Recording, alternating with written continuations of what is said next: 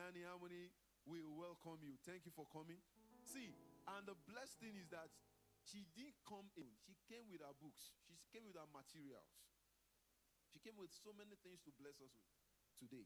And I want to say thank you for coming and God bless you. I want to also welcome my friend, my very good friend, in the person of Mr.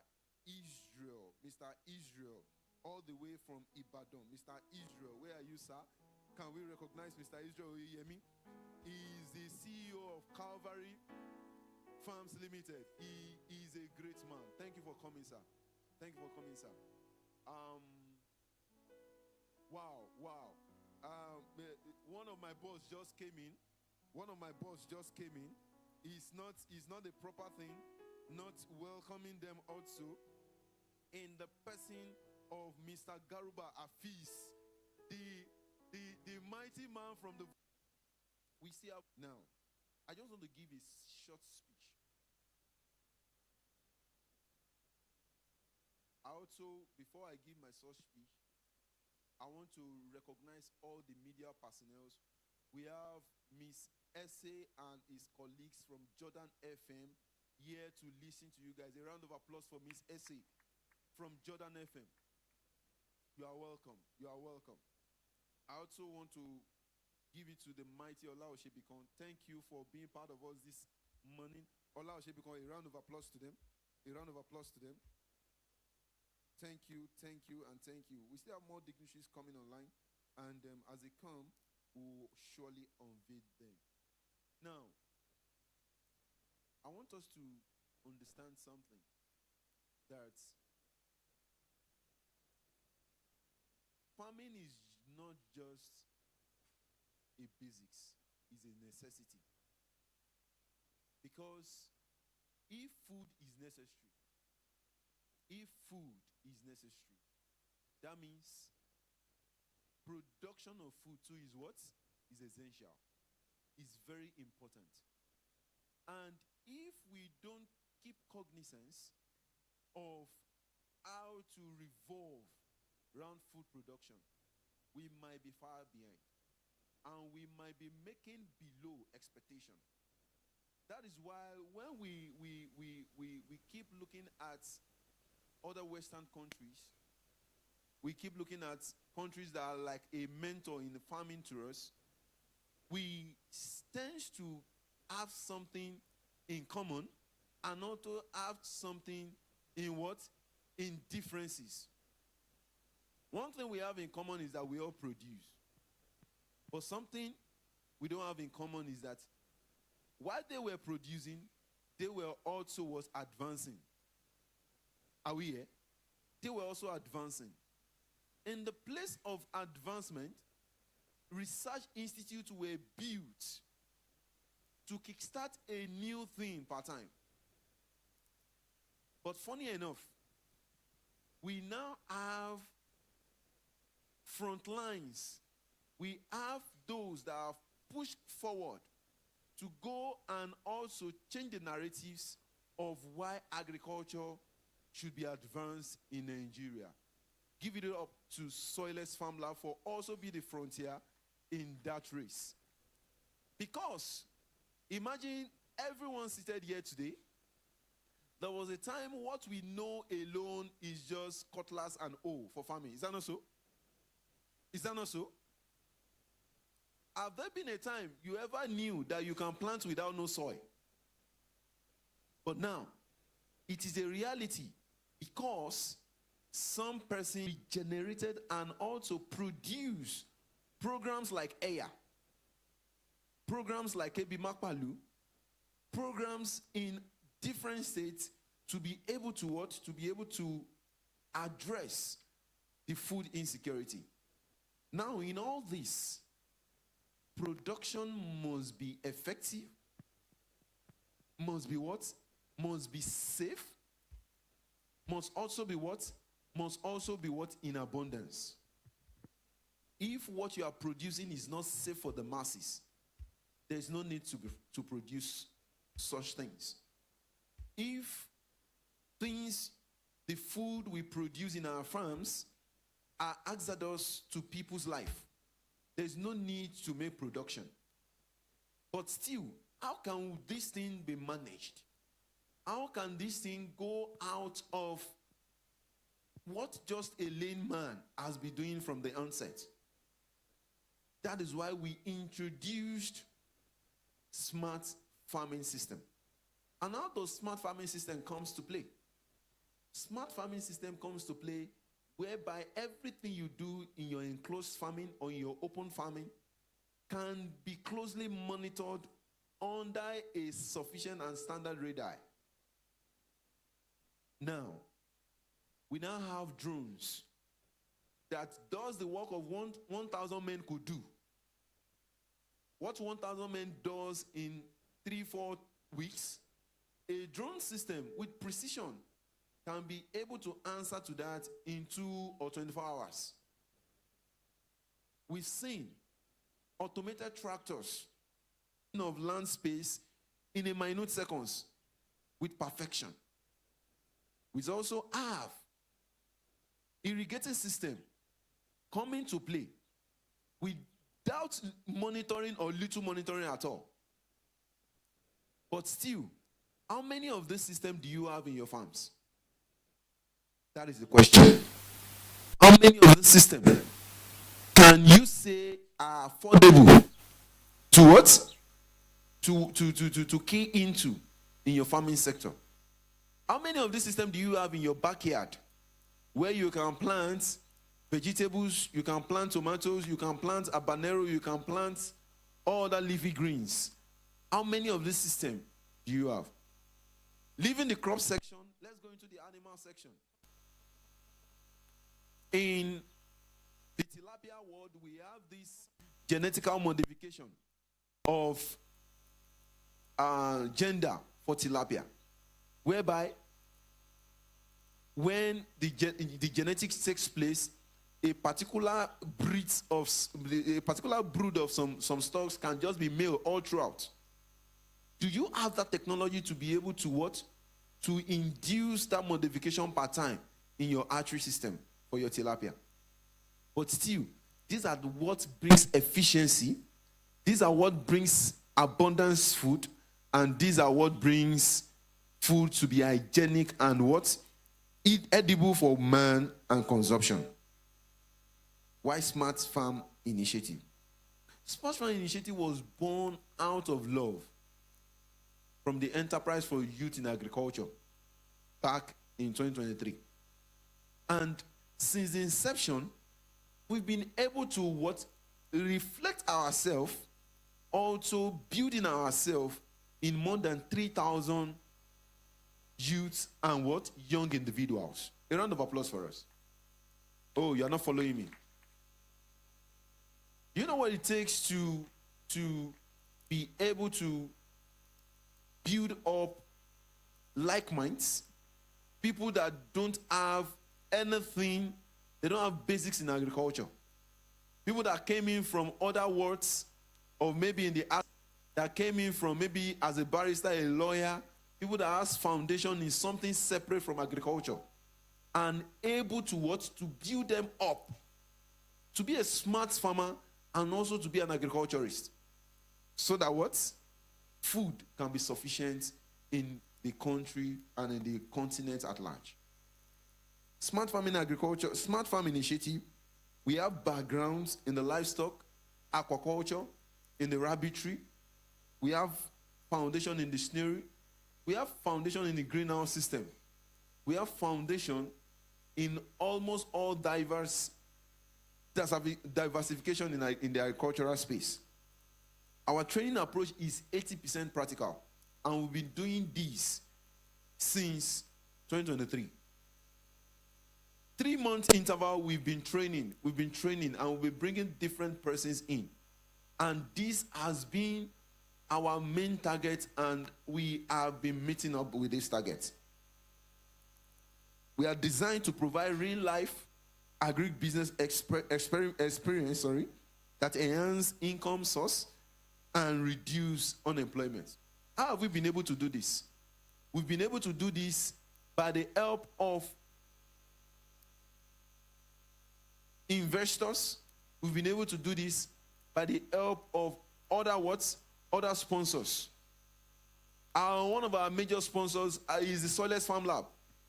We've been able to empower so many people in the fish farming sector. And not just that, from the resources that have been provided to them, in the past 1 year now, we've been able to produce nothing less than 10 tons of what? Of Clarias granulopenis. And we've been able to sell it out to the market, and we've been able to smoke them. We've engaged in exportation to the UK, and this has empowered so many youths to have another source of income. And also, what's our vision for this summit? Our vision, why we brought up a summit, is to be able to showcase many of the smart agricultural technologies we've brought on board. We are going to be showcasing these technologies for you to see how adaptation of this technology can make your work in your farm space easier. Imagine someone who works from 9 to 5, who needs to go to work. And also, sometimes Saturday is not an exemption, and still want to get into vegetable farming or wants to go into aquaculture. He or she needs to fatigate. He or she needs to feed his fish or her fish. There is a smart system that can be imputed where, with the use of smart devices, you can be able to what? To control and sensor feeding at real time.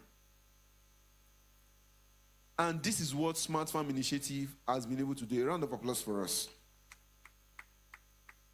We are going to be showcasing this technology, and we are going to be showing you how the adoption can make your work in your farms easy. And also, not just to do all these major factors for you, we have another device to monitor all the activities in your farm. A particular device we have is what we call the water management sensor. The water management sensor does the work of checking your pH per time. Do you know that as a vegetable farmer also, you are meant to check the pH of your water? Are you aware of that? You are not aware that you need to check the pH of your water per time? You are aware.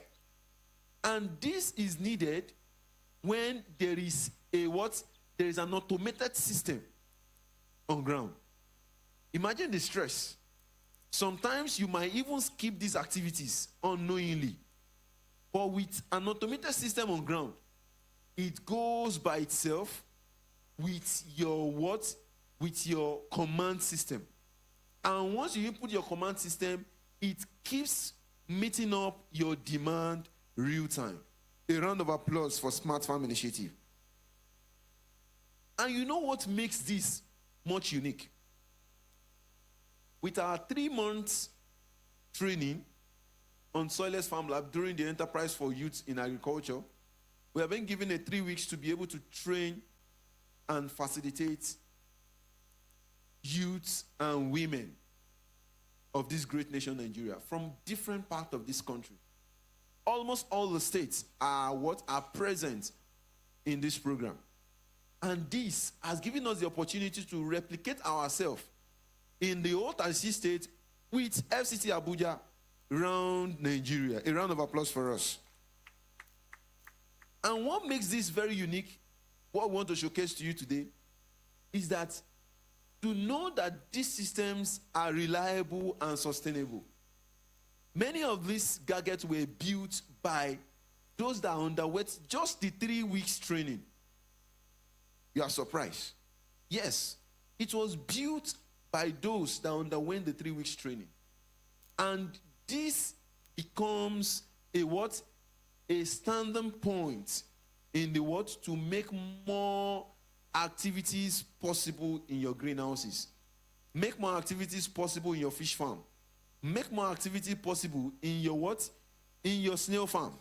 Make more activities possible in your rabbit farm. Makes more activities possible in your what? In your vegetable farm. A round of applause for Smart Farm initiatives. Not taking out why also we are here. We are here also to congratulate, felicitate, and also showcase more than 100 of the graduating sets of training the partners, cohorts 10 of the Enterprise in Youth in Agriculture for Smart Farm Initiative. A round of applause to them. A round of applause to them. A round of applause to them. I want to thank you all for coming. I want to thank you all for sitting. I want to thank you all for collaborating with us. I want you to know that many ways where we can use live feed to what? To feed our livestock. A round of applause for Smart Farm Initiative. I want you to feel relaxed. Don't worry. We have many things you can munch on. But that's not our purpose for today. Our purpose for today is to what? To be impacted, to discuss, to dialogue. At the course of the event, we are going to be showing forth, we are going to be sending forth also a Google form for you to fill. We want to engage with you to know where the shoe is paining you. We want to know those painful experiences you are having in your farm. We want to be able to build, let me rephrase that. We want to be able to build smart technologies to be able to answer to your what? To your farm issues and ask that. We want to be able to enter into your farm and replicate many things that is being done in the Western world with our own locally fabricated what? It's not even locally. Don't let me say locally. It's a global fabricated materials. Yes. And that is what we are doing. We are going around the country, and I want to also give you this information. That come 2026, Smart Farm Initiative will be revolving to 3 different African countries. A round of applause for us. And I'm also assuring you that if you don't get your seatbelt tight, the next summit will not be happening here in Nigeria. And as it's not happening here in Nigeria, it's only if you are ready for the revolution, that's when you can be able to mix up with it. And let me tell you, if food is needed for livelihood, that means smart farming is needed to make food production efficient, productive, large, boosting, and also not. Moving on with the order of events, we'll be having the Air Choir for the administration. Air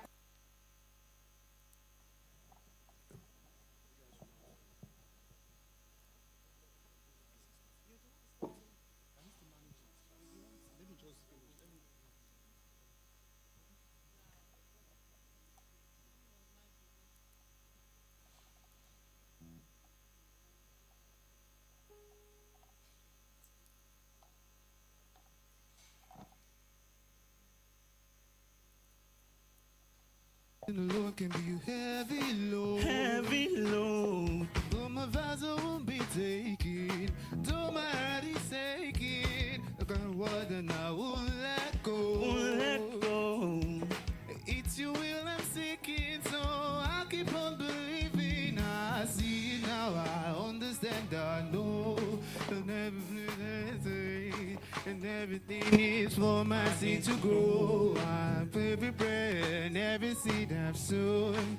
The Lord of the harvest know I'm reaping back 100-fold. The land is green, it's green, oh, green, it's green. Can't you see? The land is green, it's green, oh, the land is green, it's green, oh. I thought it was over, thought you were done with me. But we're just beginning, oh, my life is a ride. I will walk with you, I will go where you want me to, yes, I will go.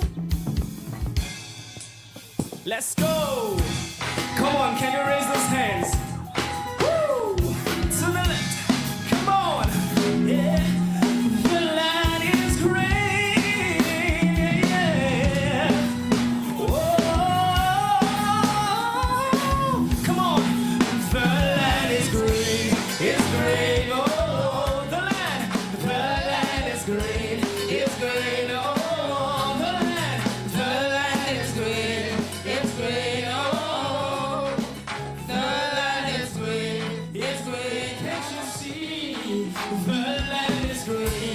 it's green. Oh, the land is green, it's green. Can't you see? I can see all the harvest is ready.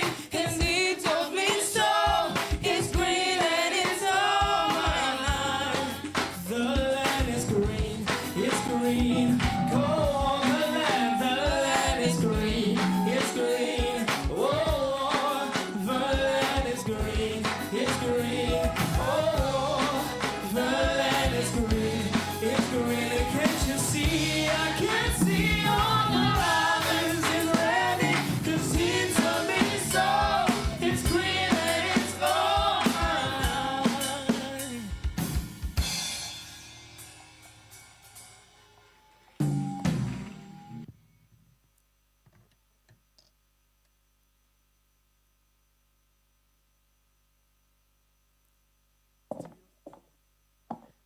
Okay, I believe we can do better than that.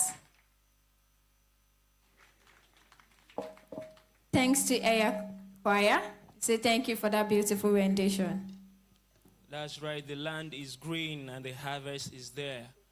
And this is a very appropriate song for this kind of event as we are all in the green space. Thank you very much once again, the Air Choir, for that beautiful rendition. All right, ladies and gentlemen, next we are moving on to the first panel section for this event. And trust me, we have lots of amazing personalities in the house this morning. And we are going to be gleaning from their wealth of experience. Because of the nature of this summit, we understand that we have people from various walks of life, not just within the agriculture sector. So we've also tried to bring speakers who also have vast array of experiences. So the panel section is broken into two sections, and right now we want to have the first phase of two. Please, who will make welcome the speakers for each of the panel sections, the panelists, and as we call their name, we would love them to stand, we'll take their citation, and they will make their way up to the stage to have their seat.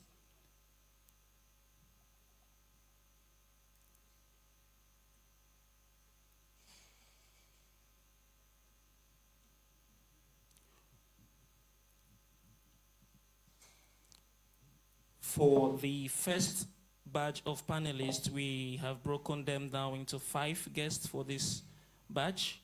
Please, can we have Pastor David stand to his feet? Okay. Pastor David started practicing aquaculture in the year 1989. Yes. I believe many of us were not born then. Please give it up for Please, him. please. Let me hear those sounds for him, please.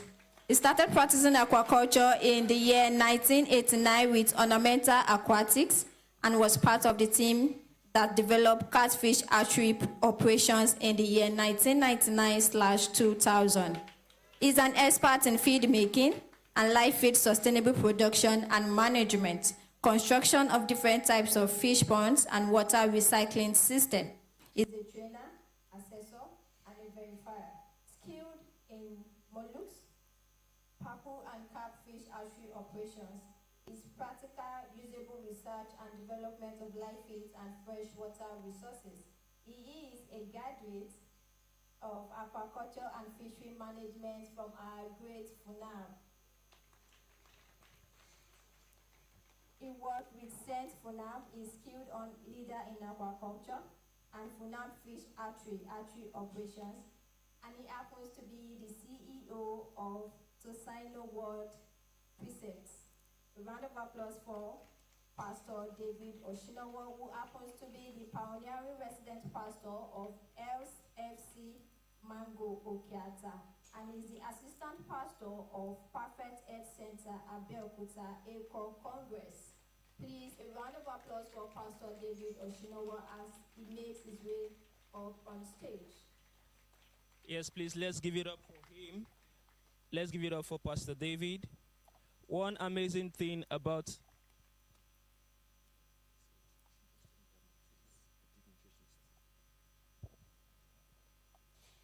one amazing thing about Pastor David, when I met him for the very first time, he's such an avid reader and learner.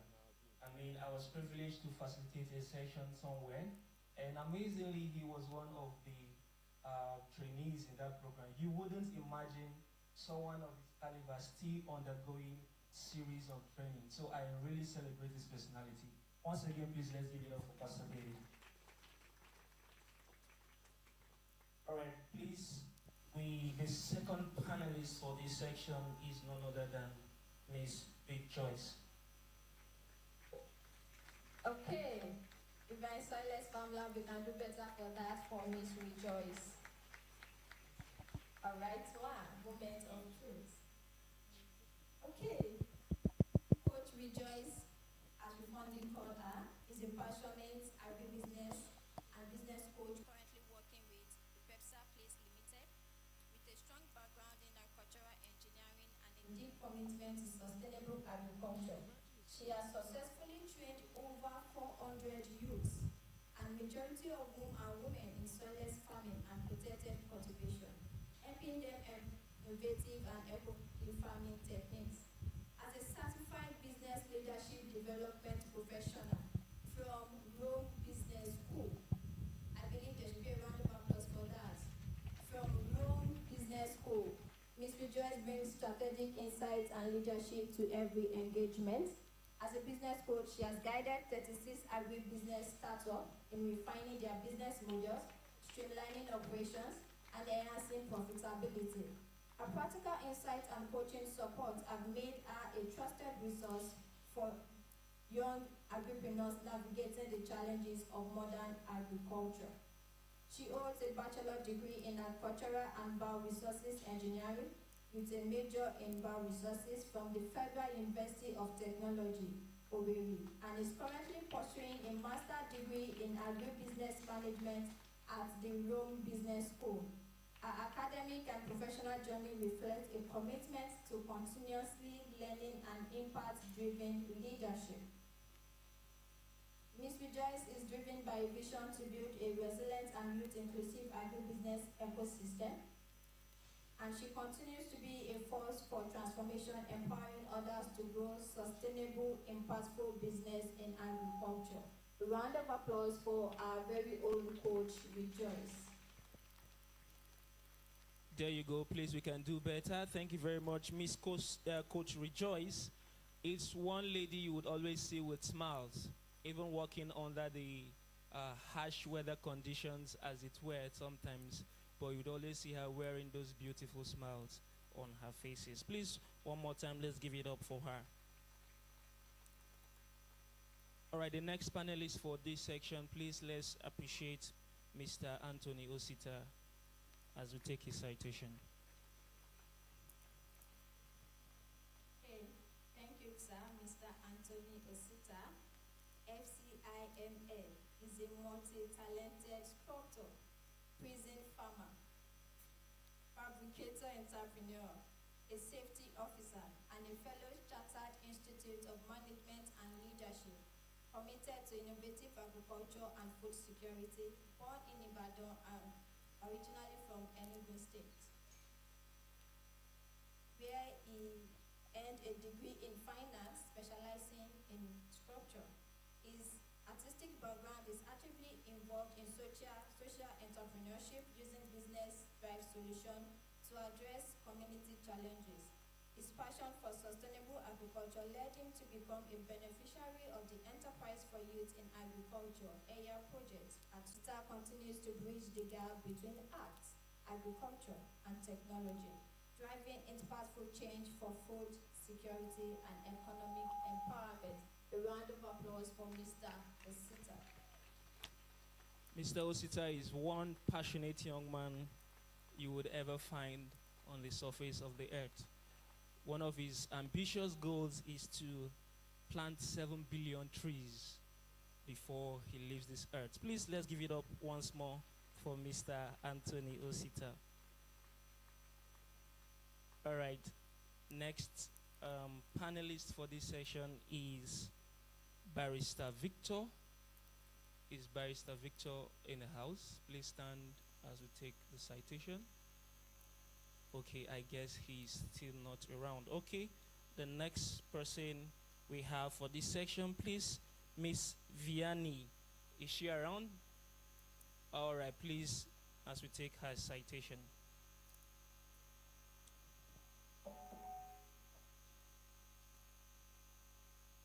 Ms. Vianney is a passionate youth advocate, speaker, and author dedicated to empowering young people to rise above self-doubt and embrace their full potential. Once a teenager who struggled with disbelief, low self-esteem, and self-doubt, Vianney transformed her personal journey into a powerful mission to inspire others.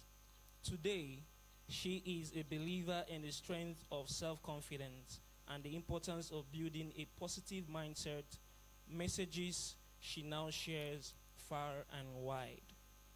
As the visionary lead of the Impact Movement, Vianney has motivated and equipped countless young people through her dynamic speaking engagement in schools, churches, and communities. Her thought-provoking talks encourage teenagers, young adults, and youths to discover their purpose, build lasting confidence, and pursue their dream with boldness. With nearly 20 impactful speaking engagements to her name and counting, her influence continues to grow. Vianney is also the author of Maximizing Your Youth, a guide to successful living. This book is available in both print and ebook formats, which are on Amazon and seller platforms. The book offers practical wisdom for readers seeking clarity, direction, and purpose in life. The book continues to impact lives across borders. Ms. Vianney is available for keynote speaking, workshops, youth mentorship programs, and panel discussions at secondary schools, universities, conferences, churches, youth organizations, and more. Her goal is simple but powerful: to ignite the fire within every young person she encounters and equip them to live a life of vision and positive impact. When she is not speaking or writing, Vianney remains actively involved in mentoring youths and developing content that uplifts, educates, and inspires the next generation of leaders. Ladies and gentlemen, please, let's make welcome Miss Vianney.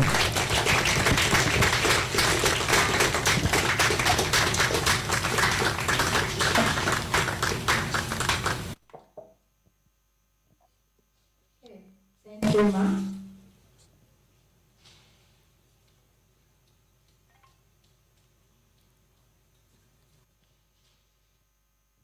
All right, before we head straight into the panel session, we want to also recognize that some of our special guests and dignitaries have also joined us while other activities were ongoing.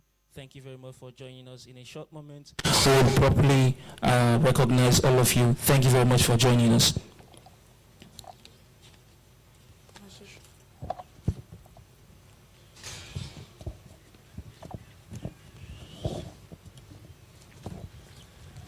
Okay, to moderate this very first panel section is Ogwade Adedayo, BSc, MSc, Agri-Tech.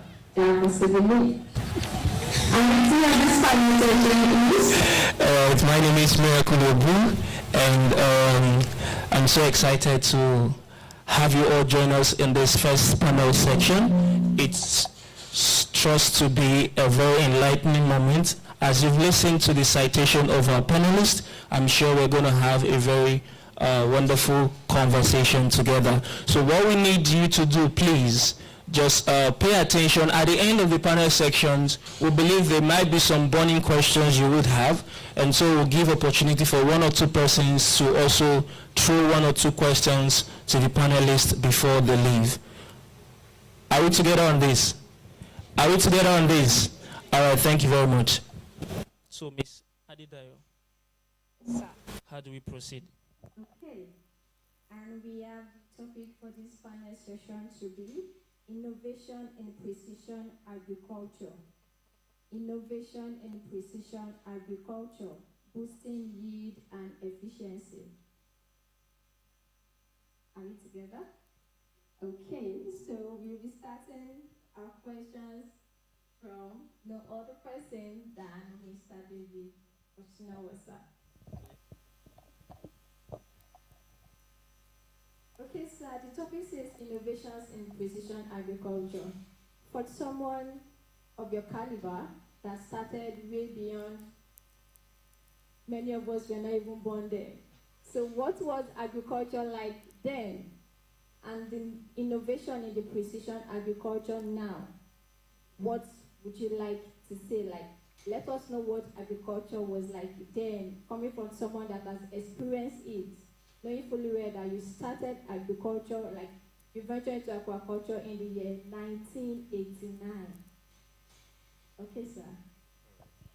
Thank you, Mr. and Mrs. Moderator. Okay. Well, basically, in those days, we've been, and compared to now, we've been able to navigate through the past agricultural practices. And then we are now in the smart world, whereby the population then is incomparable to, and even at the rate. So there is heavy demand because there is depletion, there is overexploitation. So there is need for mass production to be established, because everybody is hungry. Everybody's hungry. Yeah. In those days, we take plantain as meal. I don't know when last I took plantain. Plantain is not a luxury. Somebody posted on his WhatsApp status, say a bunch of plantain. Where he mentioned, I know the place. That is as far as Owena. Whereby, in those days when I was serving, permit me to speak in Yoruba language. Good. Wamale Ogede.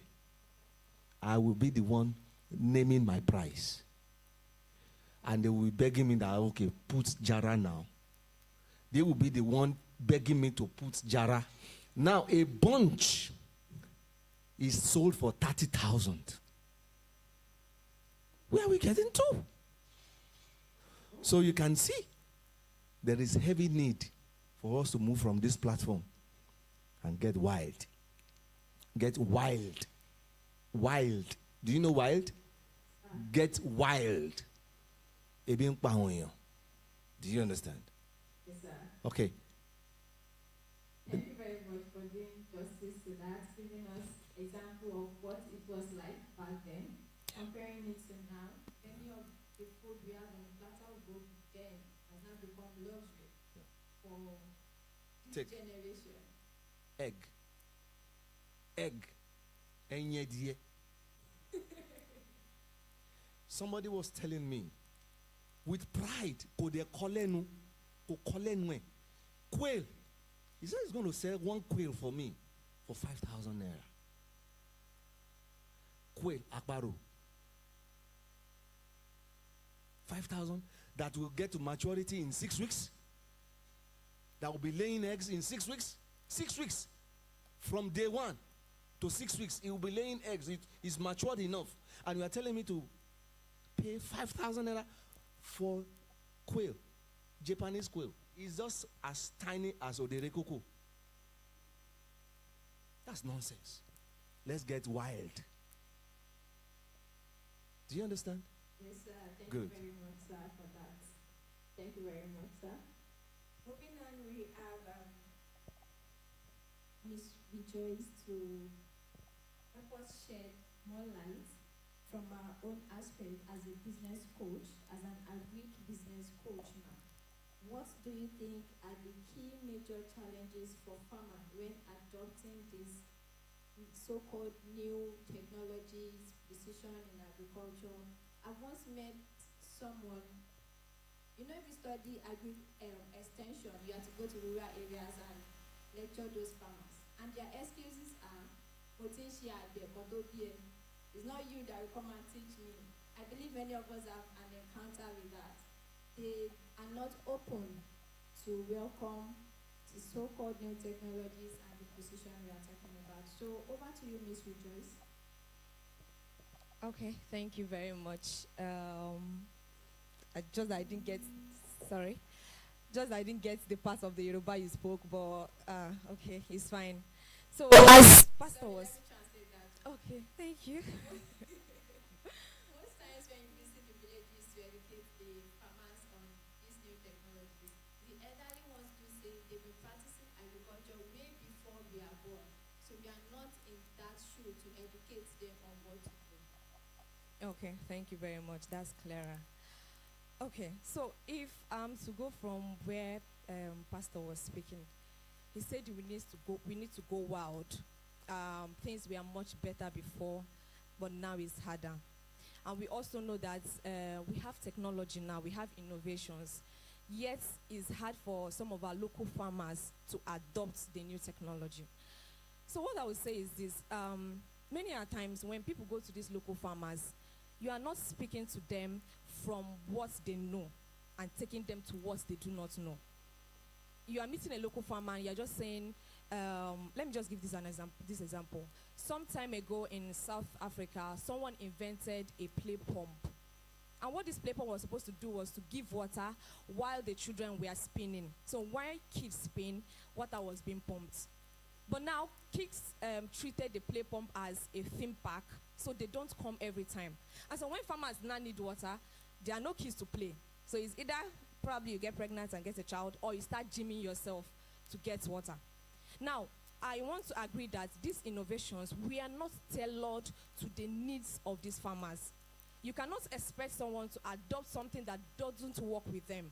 It's just like bringing, let's say, a first world solution to a third world country. They are not matching. You didn't ask to know what exactly is the reality of these local farmers. And you are bringing your innovation in quotes for them to adopt. So it's going to be hard. You listen to them, you get from the farmer's perspective what is actually the culture, the market, the soil, the field, as it relates to the farmer. Then you can bring a technology tailoring it to it. Let me give more practical example. While I was doing IT many years ago, I also worked in a fish farm that had, we used recirculatory aquaculture system. So we needed a biofilter. And to get a biofilter, you need to import it. And it was costly. So what my boss did then was to do reverse engineering to understand why the biofilter worked how it worked. And then refabricated another one using local materials. And as at then, I think it was sold for 50K. And farmers were able to buy and they could understand the work of the biofilter and how it should be used. So it is hard for them to adopt these new technologies because many a times they are made for big farms. And these small farmers just have plots. The technologies do not fit into what they have. So if we can tailor the solutions to what these farmers have in reality, then it will be easier for them to adopt. And that's why we come in as the youth. We like innovation, we are tech savvy, so we need to learn, we need to collaborate and not compete, and then we need to bring these things down to where these farmers can understand. And by so doing, I want to believe that we'll not just be bridging the gap, we will become the bridge and we'll bring this solution to these farmers. Thank you. That's wonderful. Thank you. We will not just be bridging the gap. We will become the bridge ourselves if we allow ourselves into the technology world. Thank you very much. So far, we are not competing. We are collaborating. I believe we all agree on that. All right. Thank you very much, ma. All right, awesome. Thank you, Ms. Rejoice, for that insight. All right, moving on to Ms. Vianney.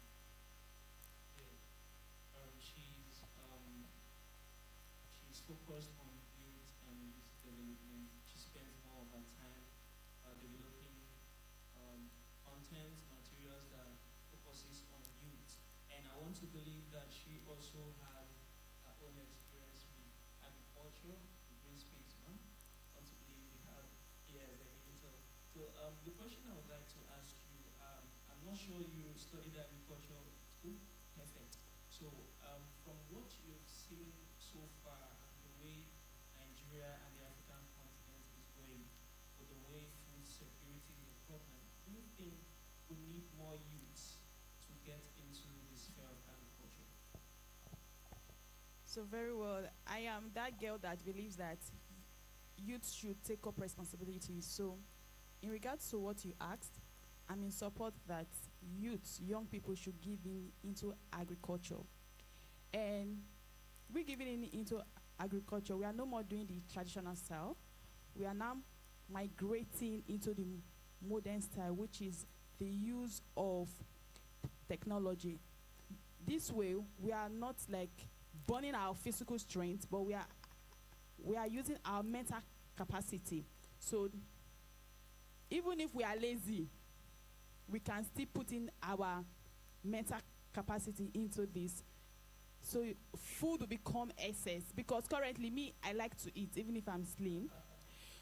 But if we buy this idea whereby young people do not just sit down and look around, but young people put their energy, put their mental capacity into farming, into the modern kind of farming, then food will become excess. Because so research shows that people give birth, food is expensive, just like everyone has said. So we cannot just do like trade by barter. Okay, I have rice, you don't have oil, let's swap and all of that. But now every young person has to be on deck. So this is my clarion call. Generally in life, every young person has to be on deck, thereby meeting the need of feeding, meeting the need of food, and ensuring that food is in excess so that people do not have to die because of hunger and like high price of food. Thank you so much. Thank you, ma'am. That is very insightful.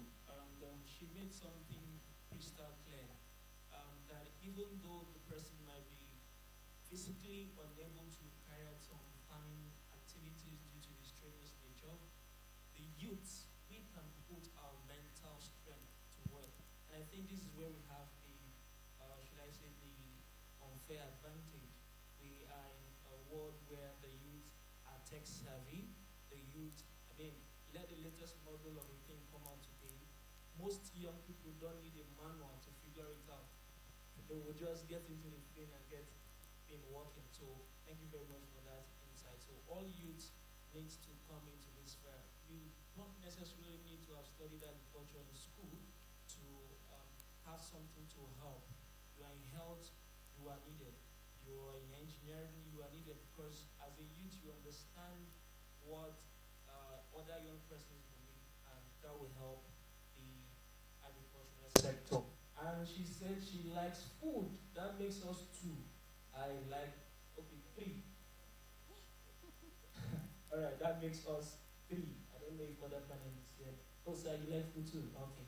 That makes us all. So please, in case there's any refreshment, please do the needful.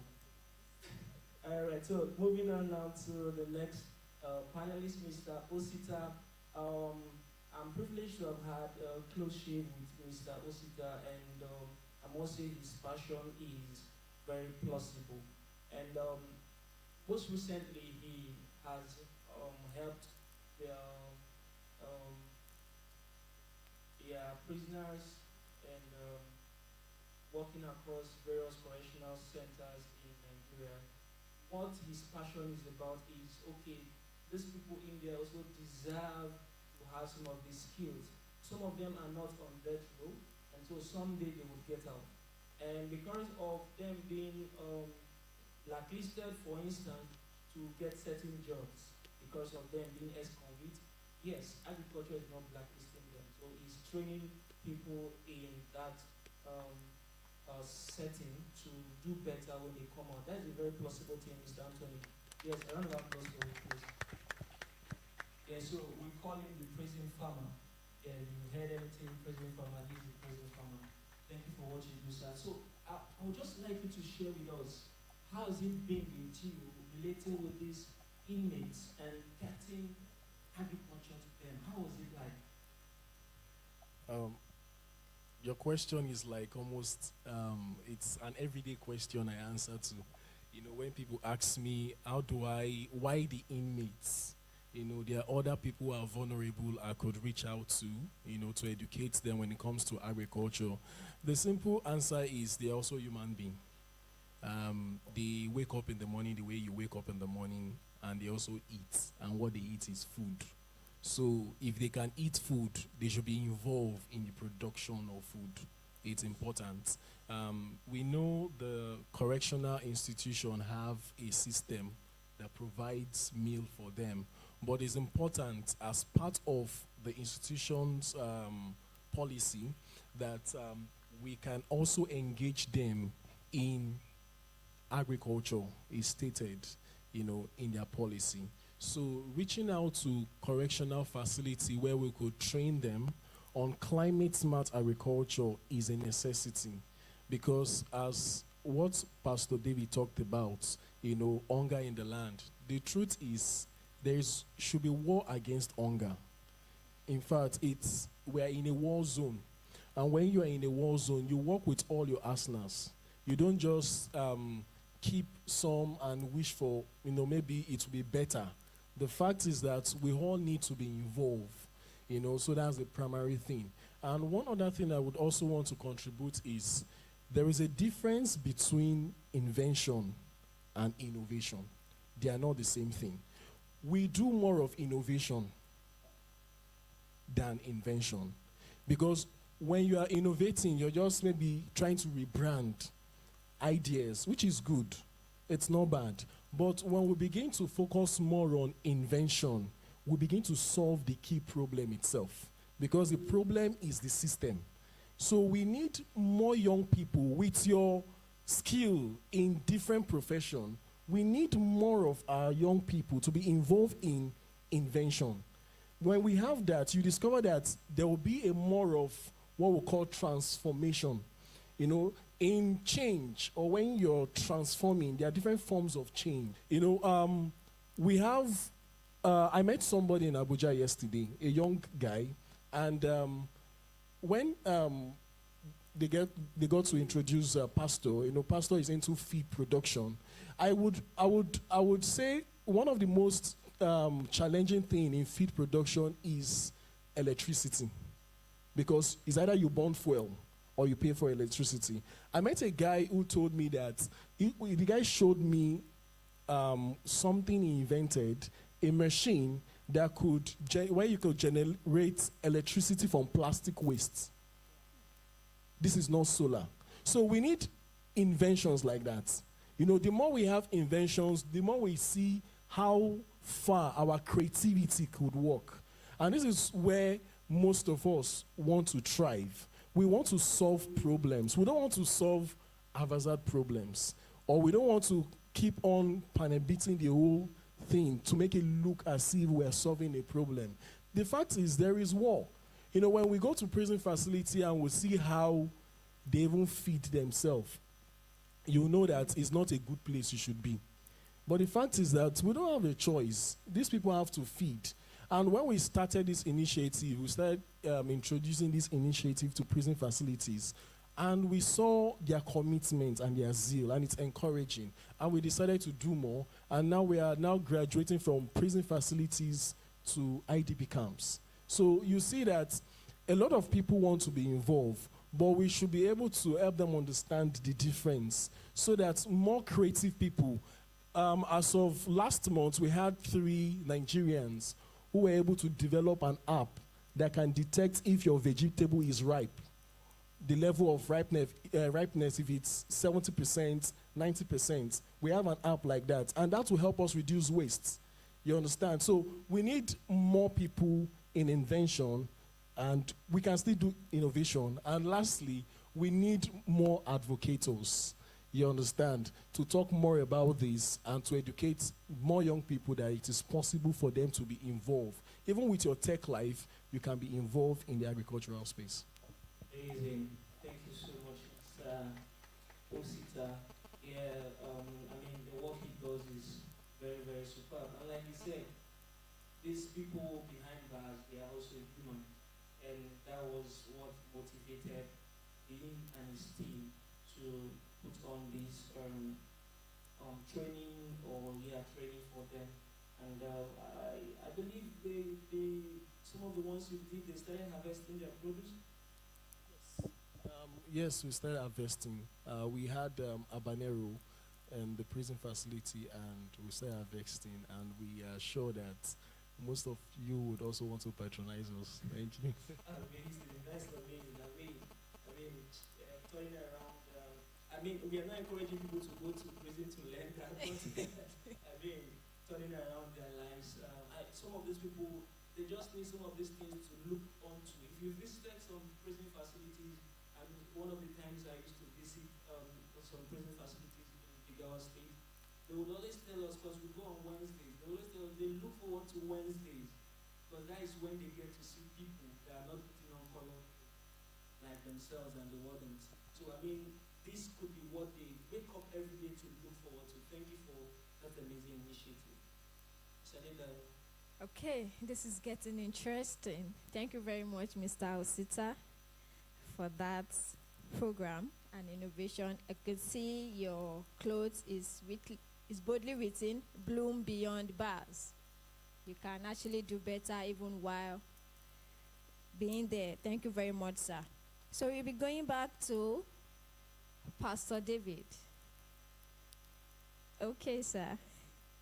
Okay, this question, I really do not know how to break it down. Let me start from here. As a parent, growing up, if you agree with me on this, please let me know when I'm done. Growing up, if you tell your parents that you want to be a farmer, I know they will boldly say no. Are we together on this? Did you tell your parents you want to go and study Agri-Tech in school? Or those of us that jammers? Is there anybody here like that? Oh, there's a partner. Jammers. We understand that. And for the sake of parents saying no to, in fact, they will give you courses you can choose from. And Agri was never part of it. Go straight to them. Okay, sir. Okay, sir. That is, I would like to ask that.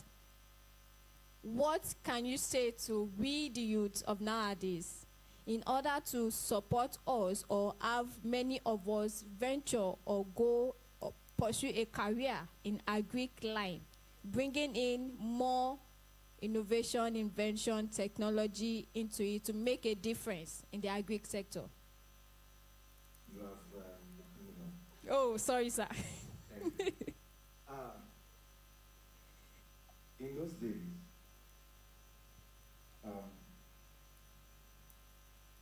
my mentor, when he recognized the talent that is Mr. Noah, aka Mr. Fish, I would have been, let me say, in my own opinion, I would have been a failed mechanic. I would have been a failed mechanical engineer. But when he discovered that talent in me, my mom was looking up to a mechanical engineer. So when the time came to get into the university, he told me, he said, "What do you want to go and learn in the university that you have not learned?" I said, "Well, let me just go." And I changed my mind that I'm going to study aquaculture because of the enormous training that I've received under his tutelage. And when I broke that news to my mom, she said, "Godfrey," because she has been dreaming of Mama engineer. You know? So, and for about 8 months, she will not greet me. Yes, because of that. And during those process, she had a weak look. that almost took a finger. And I employed a personal doctor. Me, I employed a personal doctor that was treating her for about 3 months. And then she was like, how did you get this money? I said, from my aquaculture business. As far back as that. Do you understand? Yes, sir. My matric number is 990506. So you can know, I didn't finish from Yunnan. Sorry, sir. Yunnan. Yunam. So, and that was what changed the narrative from, because she knows how much I was paying that personal doctor. I was in charge of her welfare. She just retired and no pension, nothing. I was the one in charge. How did I get the money? From aquaculture. And it changed that narrative. I hope you can understand my story. Yes, sir. I will, as a matter of truth, all my kids knows what Daphnia is. Wow. All my kids can identify Wolfia, they can identify Azola, they can identify Pangasius, they can identify Paku. They can, as young as they are, my first daughter is just 7, is just 8. The second issue, Baba Beji. Do you understand? Yes, sir. They are just 3 going to 4. They will be 4 by August. They can tell you, this is dragonfly names. They will tell you that this is catfish. They won't mix it. They will tell you this is goldfish. They will tell you this is platis. They will tell you this is guppies, this is zebra danos, and the likes. I have exposed all of them to what they want to know. They took interest in it, and I backed them up. Now, as a youth, whatsoever thing, and one thing is this, there is a unifying factor. During COVID, it was so glaring. Even the doctors, they celebrated engineers. And our policymakers, everybody, including bricklayers, they have one voice. What are we going to eat? What are we going to eat? That was the only voice that everybody was saying across the world. Yes. Across the world, not just in Nigeria. So I can see an army. Let's go wild. Let's go what? Wow. Let's go wild. Did I answer that question? Thank you very much, sir. That is a definition of catch them young for the kids.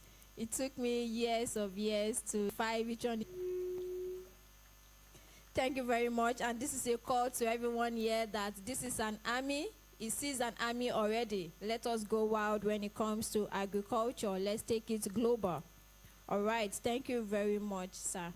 All right. Over to Miss Rejoice, ma'am.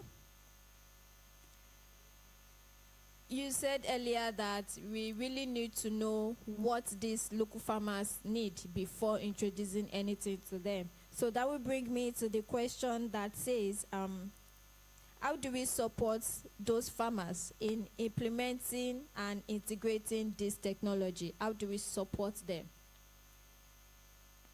Okay, so just like Pastor said again, let's go wild. And as he was speaking, I just remembered when Farmer Sam used to tell us that farmers are global citizens. We are global citizens. It's not just if you're in Nigeria or if you're in Uganda or anywhere you are a global citizen. Your voice matters. You are bringing something to the table that everybody needs. So now, back to your question.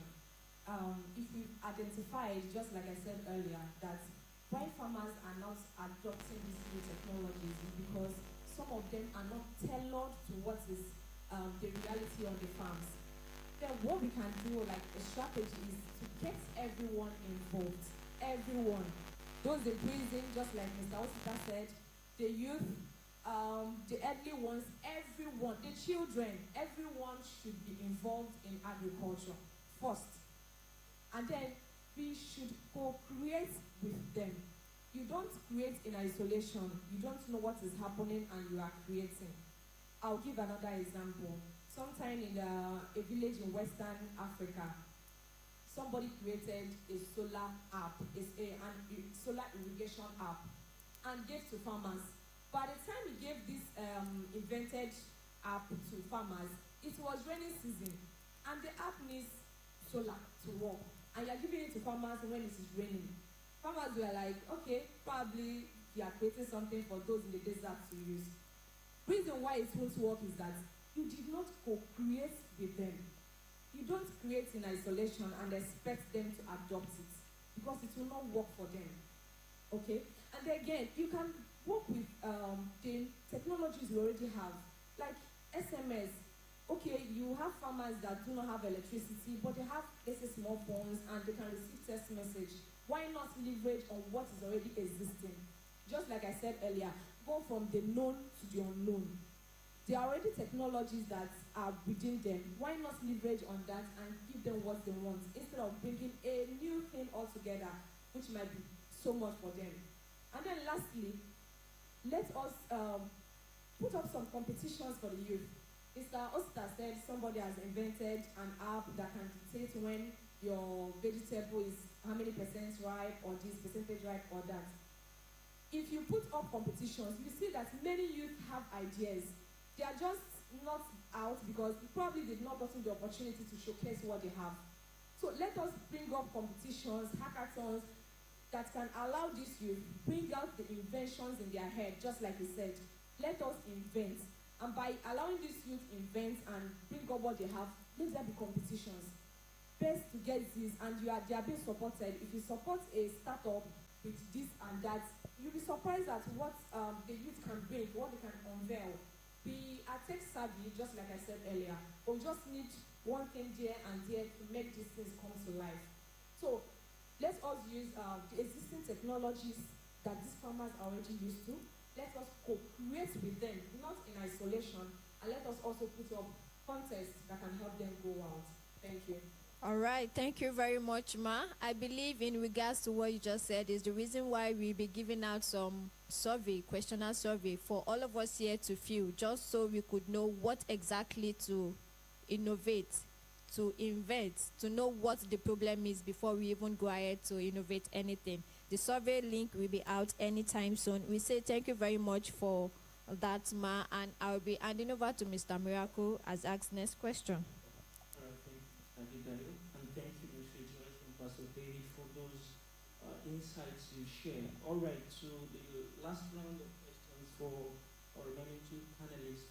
I would also like to start with Ms. Yanni. Please, if you could pass the mic to her. All right. Seeing how you have transformed the lives of so many youths, specifically with your right engagement, I would really love you to just, in 2 minutes, share with us how you think, or what skills, specific skills you think, beyond agriculture now, that youth need to learn in, let's say, 21st century, quote, and 2025 specifically. What specific skills do you think the youths should acquire? Okay. For young people, first of all, I don't want to deviate from why we are here, because we can still integrate it into what I do. So for young people, I want you to know that agriculture is not old-fashioned. If you can eat, you can farm. If you can eat, then you can work on your get a better life. So in regards to what you said, as young people, we do not have to sleep. Like, we have to be wise. Like Pastor said, he said we should be wild. So we have to be wise, smart, and take life by the jugular, because our strength is like, I don't want to say for a limited time, but we are more zealous, more strengthful for this period of our life. So for that reason, let's make strategic moves, and moves that will impact our generations. So for skills that we can learn, there are a lot. Farming, like we cannot remove agriculture from it. A lot. Programming is there. Integrating agriculture and technology cannot be taken out of it. Like I said earlier, if you can eat, then you can do agriculture. We cannot take it away. That is why we are here. So put in your energy, put in your skill. Let your mind be in this thing. Because food will always be expensive. Let's not run away from that fact. Food will remain expensive. But if everyone can be on deck, if everyone can invest into it from their own angles with the purpose of collaboration and not competing, then life will become a better place. I hope I answered your question. Thank you very much. And I want to draw attention to what she said. If you can eat, did you hear that part? If you can eat, you can. If you can eat, you can. Amazing. Thank you very much for. I think that is a mantra I will adopt going forward.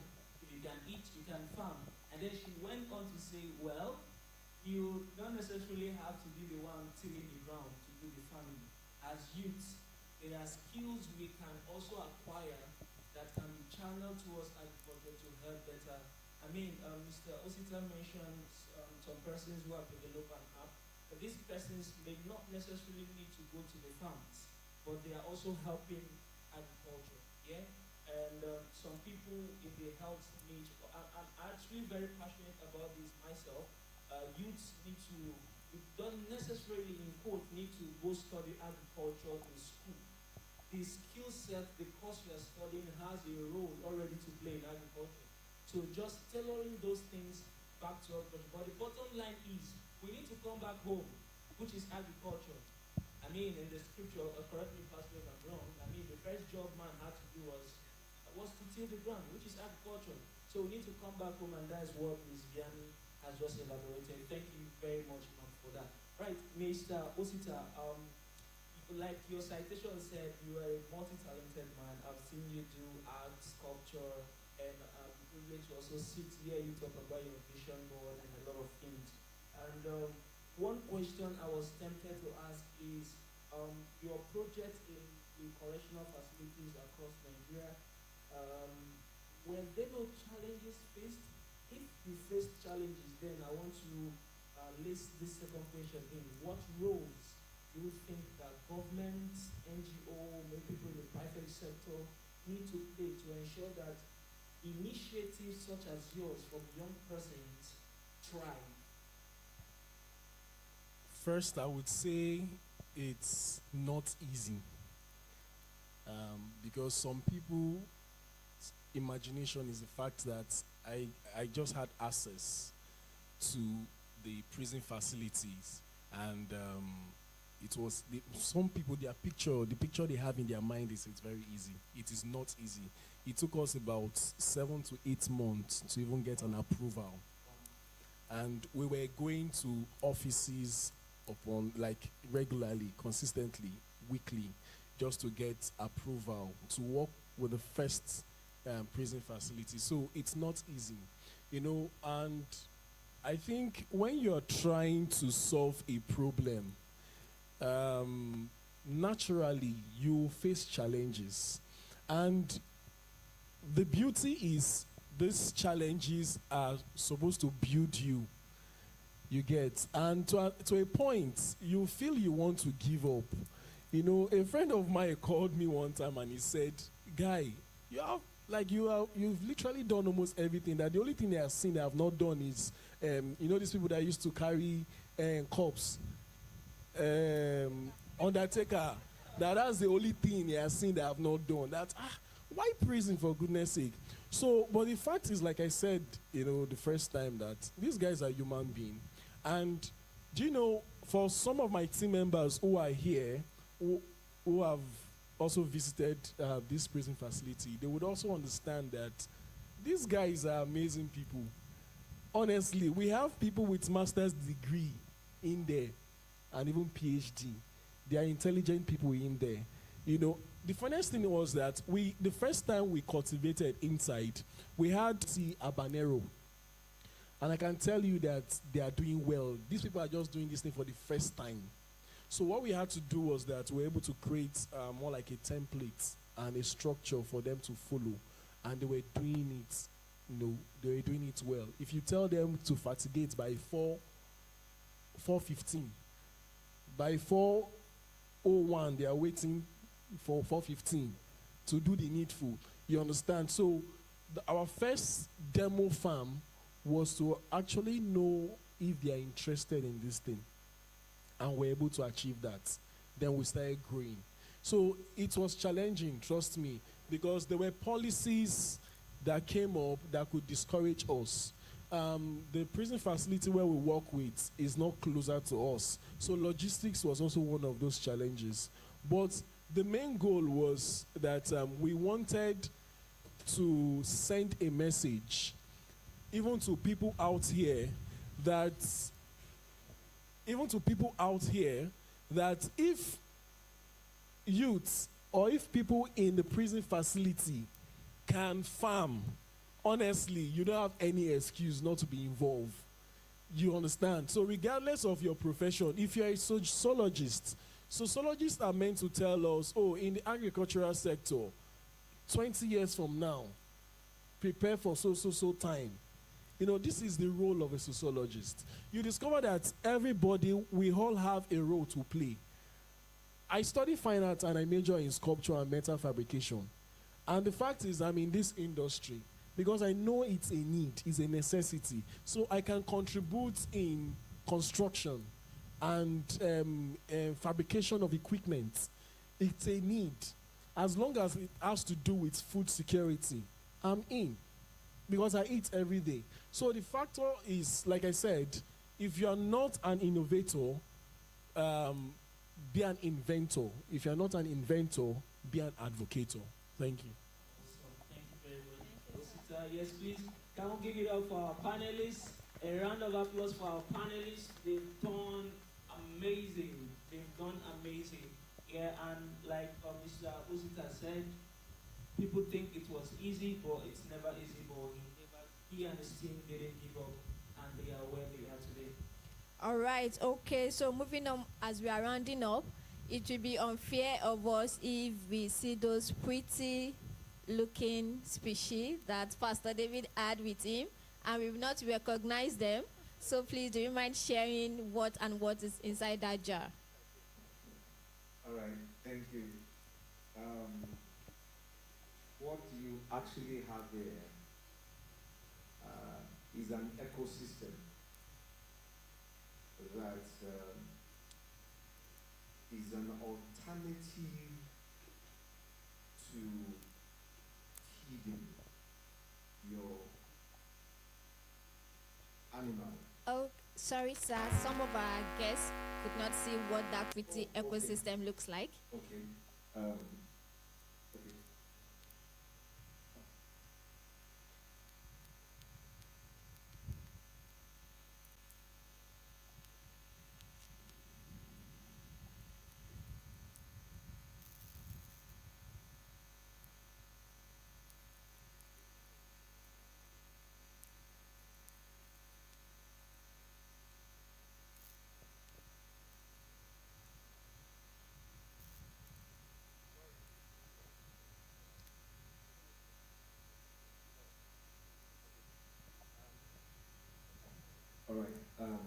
If I put these guys here, these guys will have eaten it up. Basically, I have here, Elodia is a life plant. Elodia here is a life plant. I have water lettuce here, is a life plant. I have Salvina minor and Salvina major, they are life plants. I have Azola Wolfia. I have tadpoles here that can be used to feed. I produce them.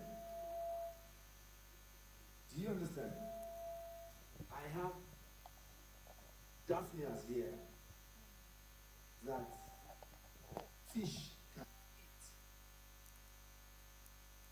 I have mollusk here. Mollusk eats all these things.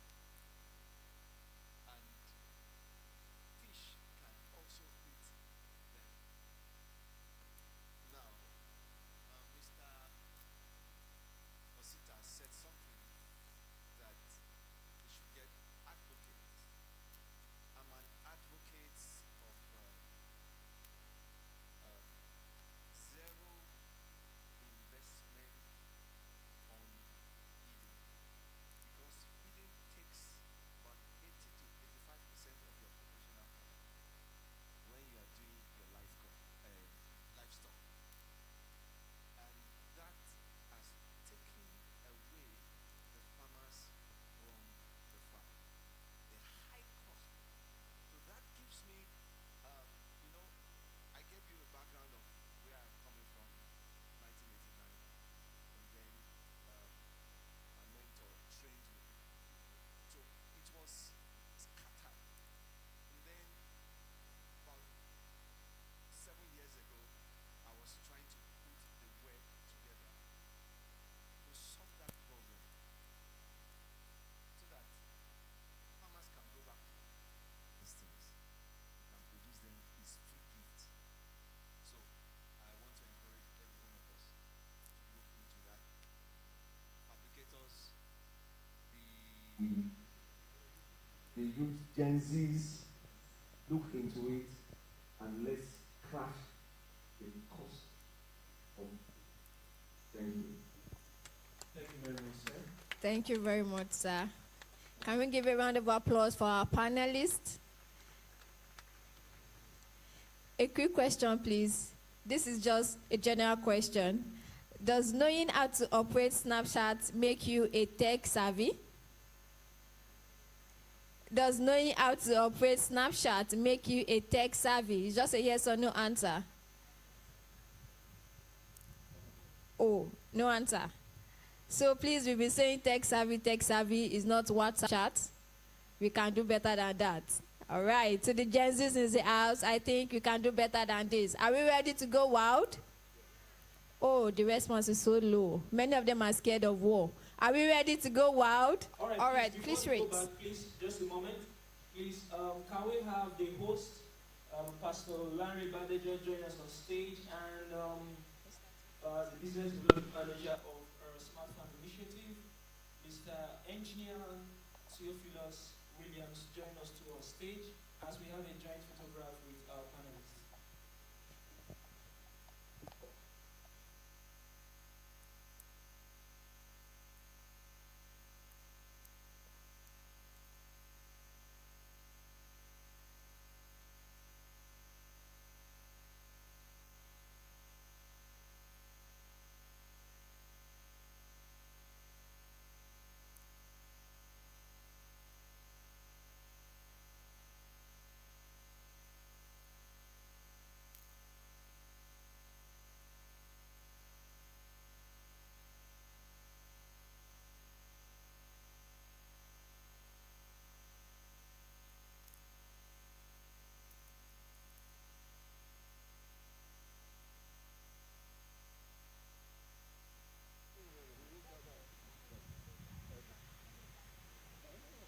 All right, please, let's put our hands together for them as they make their way back to their seats.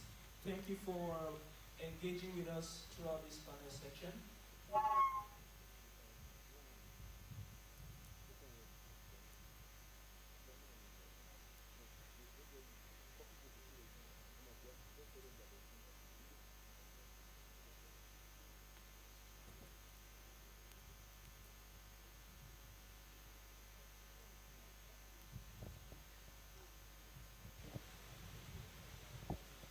Okay, moving on right now.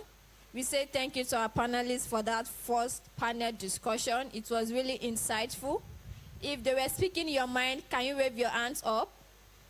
Awesome. Wow, Awesome. thank you very much. I said one hand, but you were raising the two, meaning they really spoke out everything in your mind. Another person, if they were speaking your mind, can you signify? All right, thank you. It shows we are all in this together. All right, moving on now, we'll be having a little break for entertainment. It's not just discussions. And after this, we'll be having our break that we tag coffee break. It's a nice weather for coffee. Do you agree with me on that? Do you agree with me on that? Okay, so before... Disagree will not get the coffee. Oh, that's a good protocol, please. Let's know them. Moving on, we'll be having... Coming up now, we'll be having the drama and dance.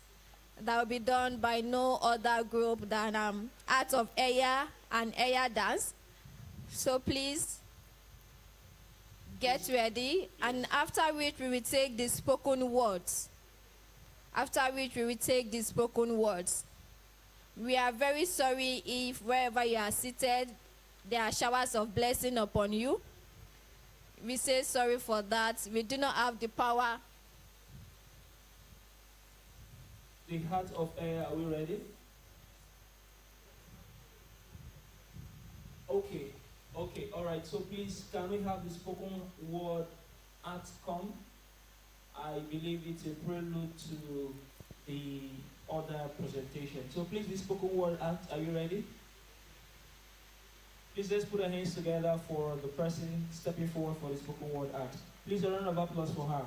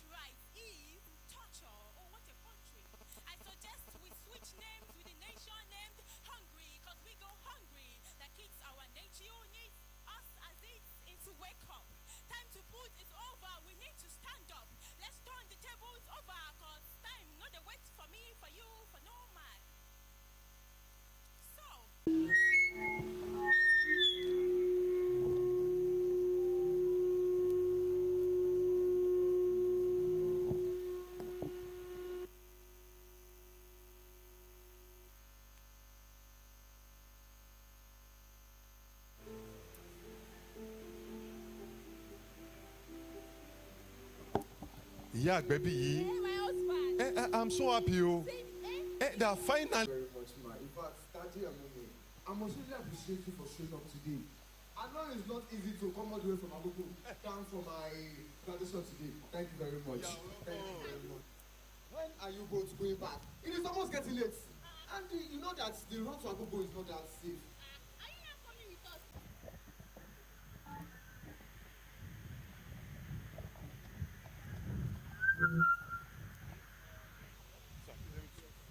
DVI data, and the crops are looking very great. We even noticed some areas with exceptional growth, but the East Lane, it needs to be monitored more, but the North Lane is doing very well, sir. Okay, that is very good. That is very good, the report I'm seeing there. John, how about the soil moisture level? Sir, the management irrigation plan is working 40% above what we had last month, and we're seeing a better water retention now. All right, that is nice. And it means we need to focus on the East region, like Sarah had mentioned earlier. Yes, sir. Sarah, get me a picture of the plan.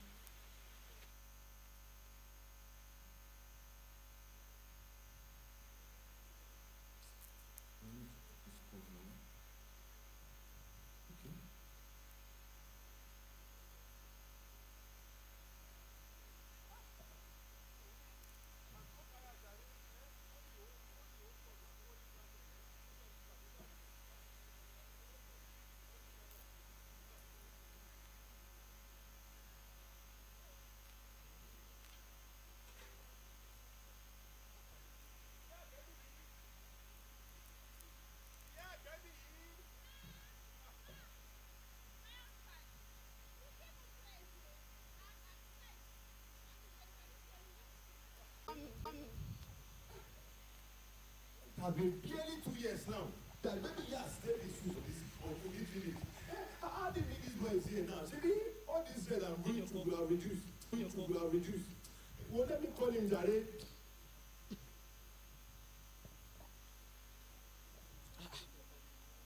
This is that. Hello, Baba Baby. Baby. Yes, sir. Good afternoon, sir. How are you doing? You just keep promising that you are coming, you are going to come. But when are you coming home? Daddy, I said I was going to come home, but the work here, I'm needed here. I need to work on the crops and the farm, Baby, did you just mention farm now? Dad, Baby, did you just mention farm now? Daddy, I told you I'm working as a lead agronomist at Crescent Farms in Lagos. But wait, why did you buy a land? Daddy, I did not buy a land. Baba, baby, how do I explain this thing to you? Whoa. That's not the reason why I called you. When your mother gave birth to you, I'm so happy that after all, I have somebody to give my legacy to work on the farm. Oh, do you don't know the reason why you are bearing that name, baby? But by this time next week, if I not see you, I myself personally, I will come and drag you in the city. That's just what I want to say. I understand what you're saying, sir. No problem, sir. I will come home soon.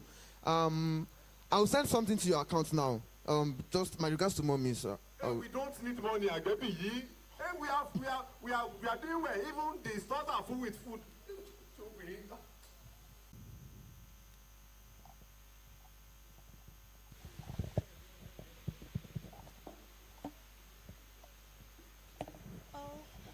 Good day, everyone. Hope we are all good.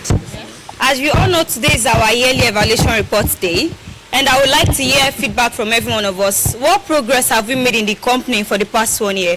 So I think Mr. B should go first. All right, thank you very much, ma'am. At the beginning of the year, we plan to improve our production rates, and so far, the agronomy team have been able to develop our own hybrid seed twice as much as the hybrid seed we get from Firstone Company. And I can confidently say that our production rate has increased effectively and efficiently, and we have exceeded our targets for the year. Thank you very much, ma'am. Thank you, Mr. B. You and your team, you are really doing great. Thank you. So let's have the sales team. Yes, the report from the sales team. Okay, thank you. So, actually, this year's sales has really been rough and tough. But then again, we get a strategy to sell our produce. And now, we are now allying with different companies in different nations where we supply our goods to. Right, ma? So let's have the inventory team. All right, ma. Yes, ma. For the past years, the inventory department are focused on improving stock accuracy, reducing loss, and supporting smooth operations across departments. I'm pleased to report 30% increments compared to last year. Our collaboration with the sales and production department ensures produce are available when needed. Although we encounter so many challenges, looking forward, we are planning to implement an advanced inventory management system for real-time feasibility and decision-making. That will be all for now, ma.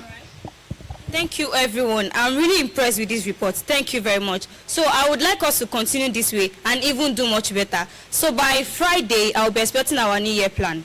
Let's have a good day. All right, man. Thank you very much.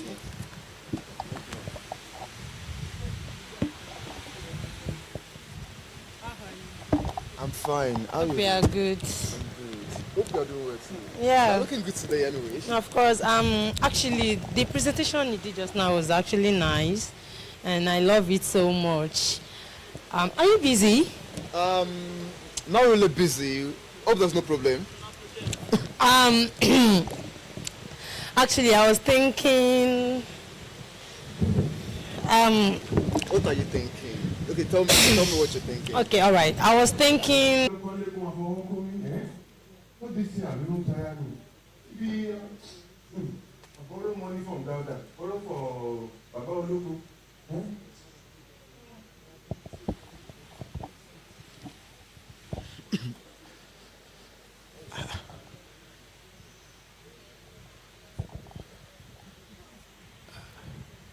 Who is home? Daddy. Daddy. Daddy, you're looking good, sir. Mommy. In fact. But baby, you did not tell us that you are coming home. I didn't be you informed us before. Your mother will have prepared better banded yam. And You see, I'm palm wine. I wanted to surprise you. But there, even if we are where it's coming, there is nothing at home. See, the drought that eats the land has affected all our produce. We borrowed money and now we are in serious debt. Wait, Daddy, is this really true? How come nobody told me about this thing? Baby, see, let us be true with ourselves. The mother is not lying, no. This is how we have been doing since for the past 3 months. All things are not working well. See, I don't know. Agbebi, in fact, all the crops we planted got burned by the sun. And since there were no rain, they were all dried up. Pata pata, kokukoko. But even with the famine, you can still have enough to eat. Or anything, no. This is why I've been telling Daddy about smart agriculture, but he wouldn't listen to me. Smart agriculture. What does that mean? Smart agriculture is when you leverage on technologies and innovation to produce your food anywhere, anytime, without depending on the weather. Oh, that is what I practice in the city. Baby, I did not know. I did not know that this is what you are talking about. Because, Daddy, you won't listen to me. But you see, my son, we have been doing this thing since our forefathers. We have been doing it the cultural way. And you are telling me that one machine will be working on the farm. I think that trying that method will not work out. That is why. But as you have spoken now, I think I have a better view of what you are saying. No, either. See, Agbebi, everything you have said now, since you are back to the village, we are going to implement, what do you call it now? Smart agriculture technology. I will inform other farmers too. I will let them know. Okay, before we even implement smart agriculture, like you said, I bought something. Hey, you come with food. Hey! Yeah, baby, it's not as if I'm doing anything. Let's enter the kitchen together. Let me just quickly pick them from. Let me carry this on. Hey, Ocho, let's go. I'm on La Cabo.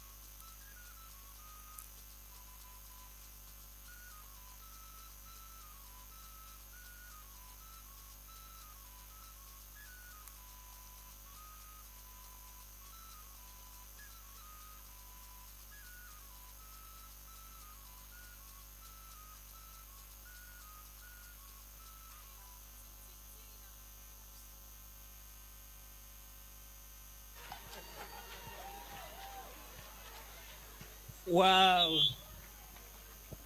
Please, let's put those hands once again for them. Beautiful dance performance. Amazing, amazing. Amazing. Yeah, thank you very much, the Heart of Air drama crew and also the dance crew for the amazing performance. All right, ladies and gentlemen, we once again want to appreciate everyone for your time and commitment to this event. And without wasting much of time, because we are already behind schedule as it were, we would love to proceed to the next activity on the agenda for today. All right, we know we ought to have our coffee break right about now, but please just bear with us. It's getting, yeah, thank you. It's set, but we just want to take the keynote presentation, after which we quickly step in for the coffee break and then have other activities as we prepare to wrap up for today. All right, thank you very much once again. We would like to have our keynote speaker stand to his feet while we have his citation read, and then we step forward to getting the keynote speech from him. Please, ladies and gentlemen, let's acknowledge the presence of Dr. Adebayo Koloade. A round of applause for Dr. Adebayo Kolade. All right. And here is the moment of truth. Dr. Adebayo Kolade is a man of many parts. He is a seasoned veterinarian, a writer, a farmer, a printer, youth worker, motivational speaker, and inspirational preacher. I believe that deserves a round of applause. Above all, he is passionate about helping people succeed. He is the CEO of Enjoy Agrovet, a growing agribusiness venture providing veterinary services, consultation, and livestock solutions. He also co-founded Enjoy Ventures, a family-owned enterprise that includes Enjoy School, Enjoy Press and Books, and other business interests focused on education, publishing, and community development. He is a graduate of veterinary medicine from the University of Ibadan. Dr. Kolade has worked in the Nigerian livestock and animal health industry for about 3 decades. That give a round of 30 years. A round of applause for that, please. He served as head of training and head of corporate communications at Animal Care Services Consult, where he helped shape industry practices and train professionals and farmers across the country.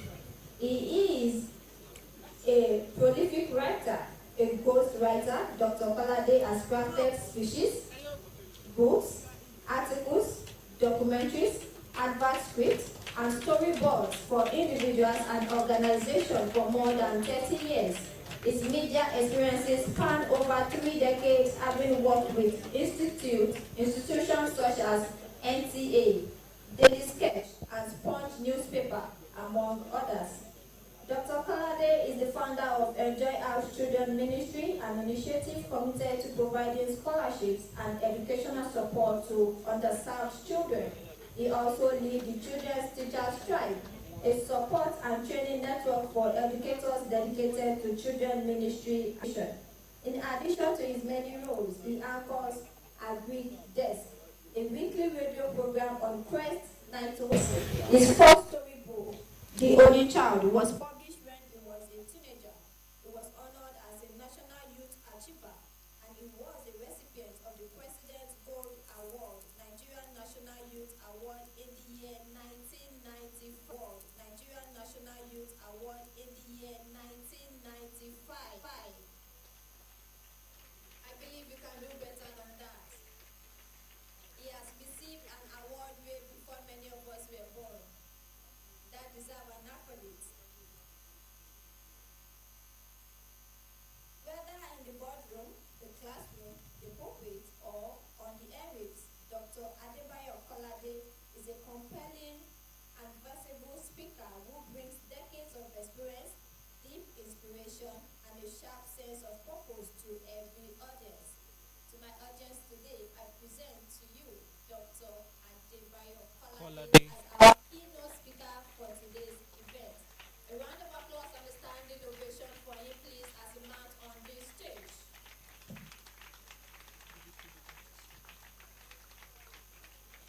You're welcome, sir. Can you please rise and let's go to children's church. So when I go to the one that applies to my faith, if you like, change it to your faith.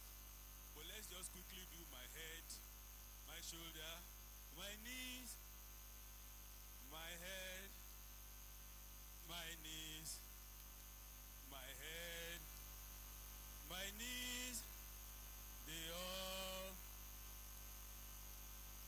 Okay, because we are feeling cold, let's make it a little faster. My head, my shoulder, my knees, my head, my knees, my head, my knees, they all belong. Now, my head, my knees, my head, my knees, my head, my knees, they all for the last time, my head, my knees, my head, my knees, my head, my knees, they all belongs to Jesus. Is anybody still feeling cold? Sit down. Okay. So thank you very much for making time to be here. When I saw 10 panelists, I know that we have to just manage today because this is a program that probably should have taken much longer, that is crammed into a very short. This with our organization so that they can share it with all of us and you can read and get inspired or get the details. In other words, I will not go into the full lecture to save time. I can see several people are still supposed to speak. There is still graduation to do. So let's just get into a little bit of it and then you can read the rest. What is the reality on ground in Nigeria? The reality on ground is that 14% or 31 million Nigerians face acute food insecurity today. So when we're talking about the problem of food, it's not far away, it's already here. Just yesterday, I was listening to the former Central Bank Governor and former Emir of Kano, His Eminence Lamido Sanusi, and he was talking about the fact that most of us who are educated, we don't know hunger. He said, go to the Amajiri child, go to the village, and you will see people who are actually hungry. I have seen it before. At the bus stop in Kaduna, I was coming from Kano, and there was this boy who was begging us for money at the Zaria Junction. You could see pain on his eyes. But you know, because of how we've been taught, don't give money to beggars, they can use money, I didn't feel like giving him money. And then this boy turned after getting frustrated away from us and was walking away.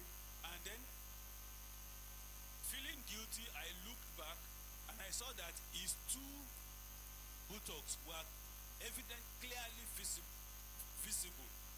He was wearing a pair of shorts that had big gaping holes at the back. The poverty was so bad that there was even a pair of shorts that would cover his nakedness. It's that bad in many parts of Nigeria today. So we are not talking about a problem that is in the future. The problem is with us right now. And what is worsening the problem? Because sometimes in the past, when they are talking about multidimensional poverty, they will say, let's redefine it. The average African might not have money in his pocket, but there is food to eat. The food may be carbohydrates, but there is something to eat. Because for instance, when we were in school, when we were much younger, anytime there was no money for my parents, they will send us out to our family farm. máa ń gé iṣu àgémọ́lẹ̀ ṣé ẹ mọ iṣu àgémọ́lẹ̀. You will cut the yam, you take the hip like this, cut the yam and put the head right back. If you do that in July, August, in December, January, you are still coming to harvest another yam. So we had that, we had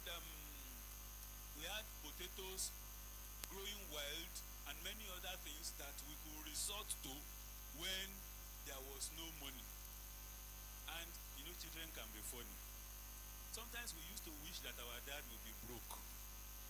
Because when that now happens, once you cut the issue at Gemole, dad will now say, go to Iyalumide and go and collect eggs on credit. So it is when dad is broke that we will eat yam or potato and fried egg. So we used to half wish that daddy would be broke. But in today's world, where is that farm where you could quickly go and harvest something when there is no money to buy what to buy? Unpredictable climate extremes have made it difficult for people to have food to harvest when there is no money to buy. So, the poverty of cash is now aggravated by the poverty of homestead farming, which used to cushion poverty some 30, 40 years ago, whereby even if you don't have money in your pocket, you would at least have something to eat. Farmers are now dealing with back-to-back environmental shocks. That is, this year there is drought, next year there is flood. And whether it is drought or flood, it will disrupt farming cycles. Crops will not survive. Our soils are depleted, inputs are getting more costly, and in the midst of food becoming less, population is becoming more. And in those days, we used to say, let's pray to the gods, or let's pray to God, whichever one you believe, so that there will be harvest. Do you know that it's as if the problem now is defying prayer? The problem facing the agri sector is like the problem of NEPA. However hard you pray, NEPA will take light. It's as if our agri sector has become the twin brother of NEPA. However hard you pray, storms will come, drought will come, rain will fail. What that says to us is that this is now the age to farm smarter, not to farm harder. This is now the age where we need to embrace smart farming. I'm happy that that has been explained. Smart farming is not relying on nature, not relying on tradition, but using data, technology, and precision to guide every step of the production, from planning to planting to harvesting and even to marketing. So what are some of the things that you use? You know them, those of you who have come for training here. Things like soil and moisture sensors, automated nutrient delivery systems, hydroponics and aeroponics, solar powered irrigation, data analytics and artificial intelligence adapted directly to farming, processing, or marketing. So why do all these things matter? Because of our time. These things matter because now we need to save time, we need to save water, we need to save money. These things matter because where we have found ourselves now, we need to be able to respond faster to the threats that are facing farmers and that are facing the food systems. These things are important now because we need to grow more food with fewer inputs. There is a country that is very small in the world. That country is called Netherlands, or you call them Holland. Holland is maybe just one state in Nigeria. But Holland alone exports more food than the whole of Africa put together. Should I say that again? Holland is just like one state in Nigeria. In fact, Holland is not up to Niger State.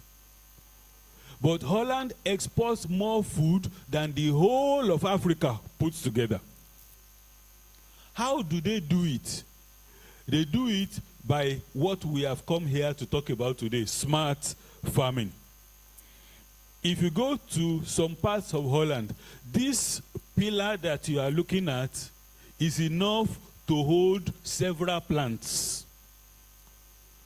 This wall that you are looking at is enough to hold several plants, layer by layer. They do not look for soil to plant food. So this rack, these pillars here can be enough to grow enough, maybe strawberries, to feed or to nourish all of us who are here. So they are not waiting for the soil because the soil is not enough. I think our problem here is that we have too much. And because we have too much, we don't even care. So we have a need to grow more food with fewer inputs, and we need to build resilience against climate shocks. Where we were seated here, with my partner, we were talking about how greenhouses fall, how storms bring down, how many things damage. We need to now get to a point where whatever nature does to us, our food supply is not disrupted. And that's why smart farming comes in. I'm going into all this because some of you seated here have done this training, as people have done training after training. What is needed after training is affects us directly. SDG 12 talks about responsible consumption and production. Well, that talks to the Oyinbos. They are the ones who waste food at the point of consumption. About our production and processing. Last year, tomatoes was 5,000 in Jos and 70,000 in Lagos. Why? Because to move it from Jos to Lagos is problem. Potatoes were 10,000 in Kaduna, but you cannot get them to buy in Ibadan and Lagos because you don't even want to transport potatoes. Before you reach, it has spoiled. So it's not about 70,000. It's about if you carry it, you come and earn zero money. It will spoil before you arrive. These are problems that we need to solve. And one way that we can solve all this is by embracing smart farming technologies, which help us to improve food security by increasing production even when the climate is not good. I was in a program in Egypt many years ago, and I saw everywhere so green. And I was like, how is this place so green in the desert? And my friend said, watch very carefully when we are going. And you will see some things like these tiny black wires under the flower. I said, those are the things that give water to these dry things. So all the water we use in the bathroom, all the water in the toilet were not going away. They were going to a processing system where after treating the water goes up somewhere and it goes into all the things planted. And the place was beautiful. There were flowers, there were palm trees growing because of system. It says these things were giving just enough waters to the plants. So there is no waste. And the place is looking so beautiful and food was being produced. So we can have more food with more precision planning because we embrace smart farming.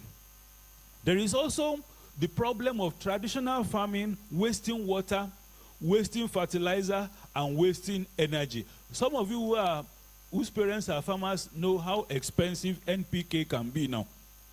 And then see what happened today. If you applied NPK this morning in an open field, by the time this rain finishes, your NPK has been washed away. And if it is sufficiently plenty, it's going into the river to go and harm the fish in the river.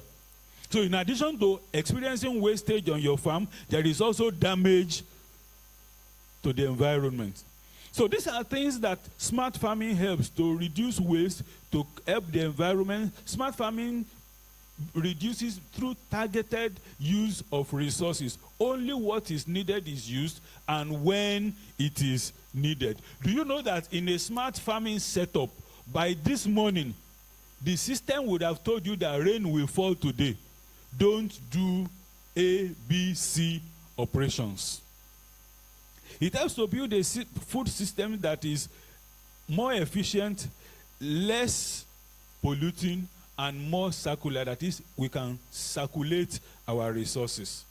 So if we can grow smarter, we can feed more people, we can protect our planet, and we can support ourselves at the same time.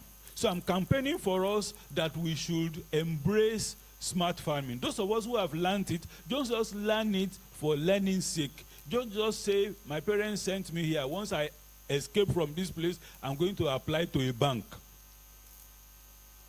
Plan to make use of these things that you are learning. The experience of our environment here shows us that these things can work. I'm inspired coming here and seeing so many things that are here. Yes, there have been challenges, and you can see how the challenges are being overcome, and we can assure ourselves that these things are quite doable. Hydroponics is doable. Water management is doable. And if you have stayed here for a few weeks, I guess that by now you are convinced and you've been able to see that better yields and better quality is possible, and that some of these things can be powered by the sun. What are other things that we need to learn? We need to learn that maintenance matters. If we do not maintain, these things will spoil. We need to learn, as this experience is showing us, that training is essential. Everyone who is going to farm very well needs to be taught what to do. Without good training, you are likely to fail. And not just trainings on tech, but also on trainings on basic operations and basic troubleshooting. And that's why hands-on training like the ones you are receiving here is very valuable. Because sometimes until you experience it, you don't know it. You don't know what can go wrong. But if you have experienced it, you will now know this should not be like this. Thomas Edison, after so many failures at inventing the bulb, he said, I have learned 1,000 ways by which it should not be done. When you come and you make mistakes you will surely now know how it should not be done. We should also learn that local materials are key.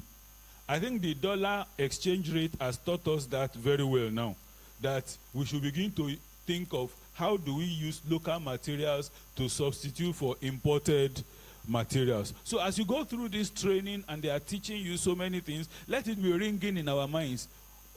I think they call it reverse engineering. How can we substitute? How can we break down? How can we do? And this is what China has done, that China is now hurting Europe. They bring the thing from Germany. It's time for us to also begin to uncouple things that we get from these our white people and begin to say, how can we replicate or how can we innovate about it? This matters because it can work here. It's not just in Netherlands. It's not just in the USA. It can work here. What do we just need? We need first of all to have confidence to say if they can do it, we also can do it. And your generation is well positioned to do that. In our time, I remember the library in the University of Ibadan has 5 floors. To do anything, you have to enter the library, climb up, climb down, search for books, and sometimes 5 hours you are still searching for one book. But in your generation, some of you have not even entered the library once. Why? Because your library is here in your hands. To write a 5-page paper in those days, I could go to Kennedy Library for a 1 day, for a 1 week. Sometimes staying in the library until they say, time to go. And they chase you out and you come the next day. So you have privilege. Knowledge is well available now. Knowledge is democratized. So we need to make ourselves, to avail ourselves of the privilege of available knowledge. Today's farming is a farming that should be based on data-driven decisions. It's not on chance. It's not by chance. It is by knowing exactly what needs to be done. What is the pressure? What is the temperature? What is the humidity? What is the wind velocity? All these things and many other parameters that agronomists teach are things that all of us should become familiar with. And these are things that we should understand. For instance, in my part of Nigeria, I've noticed that storms that bring down poultry farms often happen between the last week of March and the first 2 weeks of April. Have you noticed that thunderstorms happen more at the onset of the rainy season? If you know that, what that means is that as March is coming to an end and we are entering April, you are going to check if the integrity of your buildings, and as you're going to worry about your windbreakers and many other things like that to prepare yourself for that period. You are going to ensure that people are not in a position where they are exposed to danger within that period. These are data that smart farming systems even place in your hand without you having to rack your brain.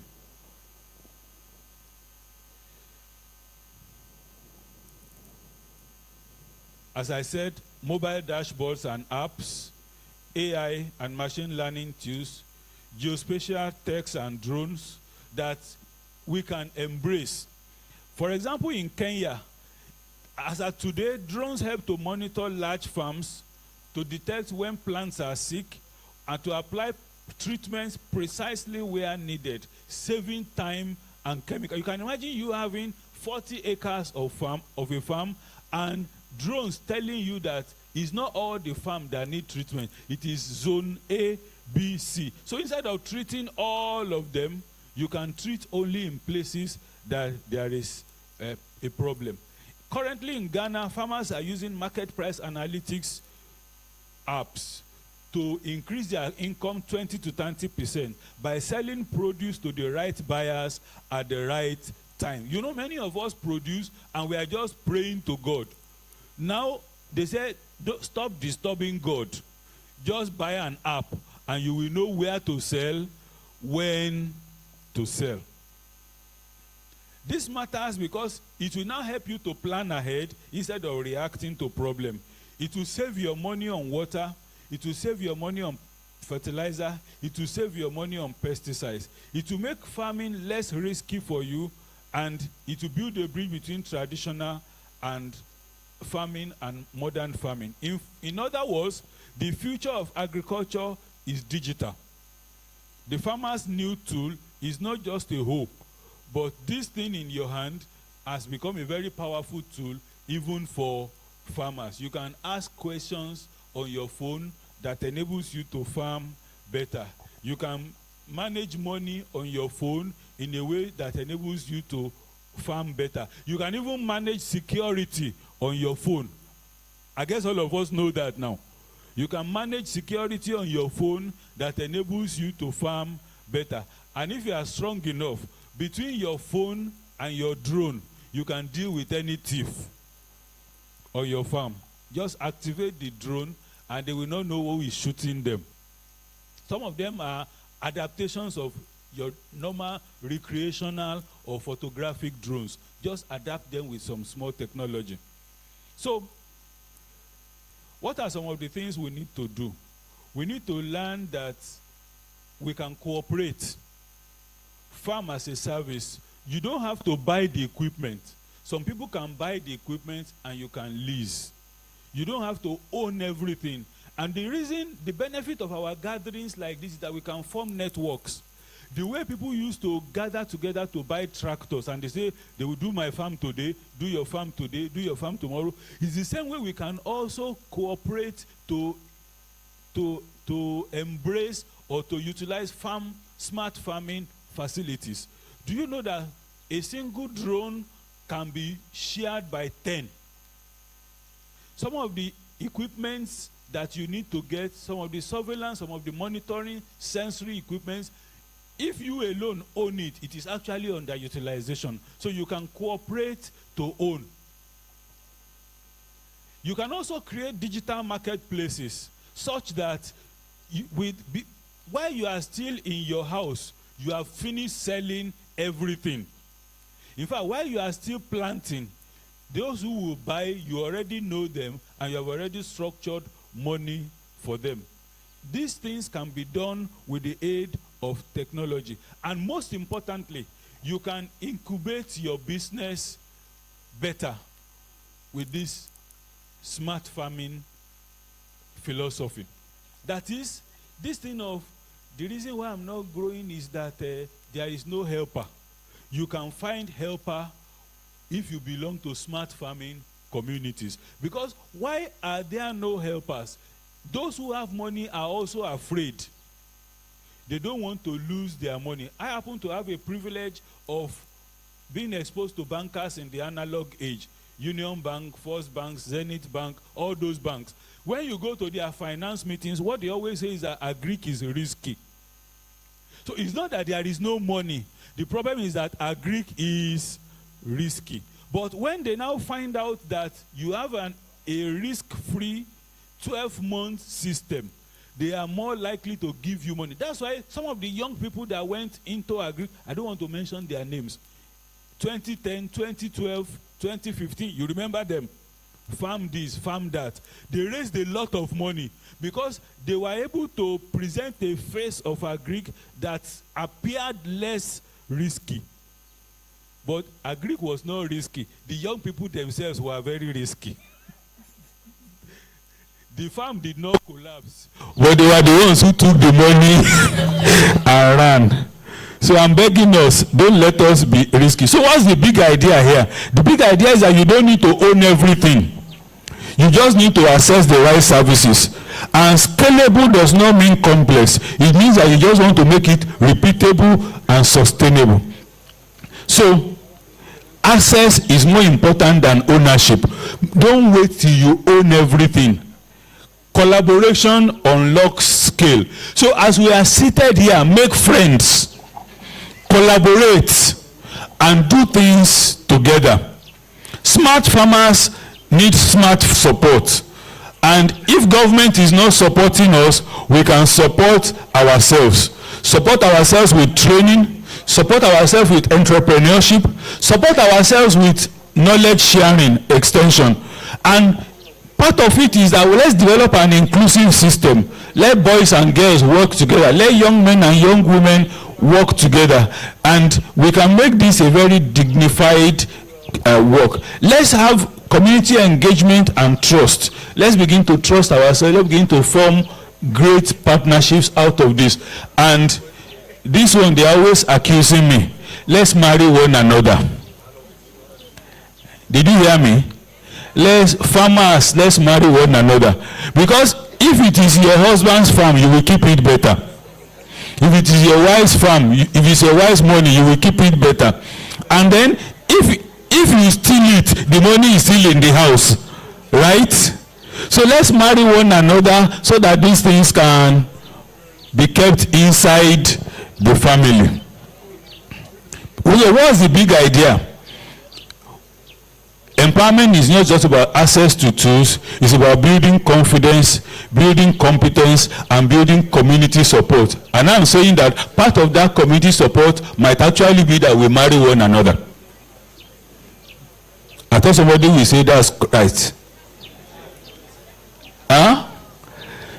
So, let's create the right conditions. I know that government needs to help us. Government needs to give us subsidies, tariffs. For instance, just in case some of you become politicians tomorrow, subsidy does not have to be money. I just came from Jos last week. Potatoes plenty, even now.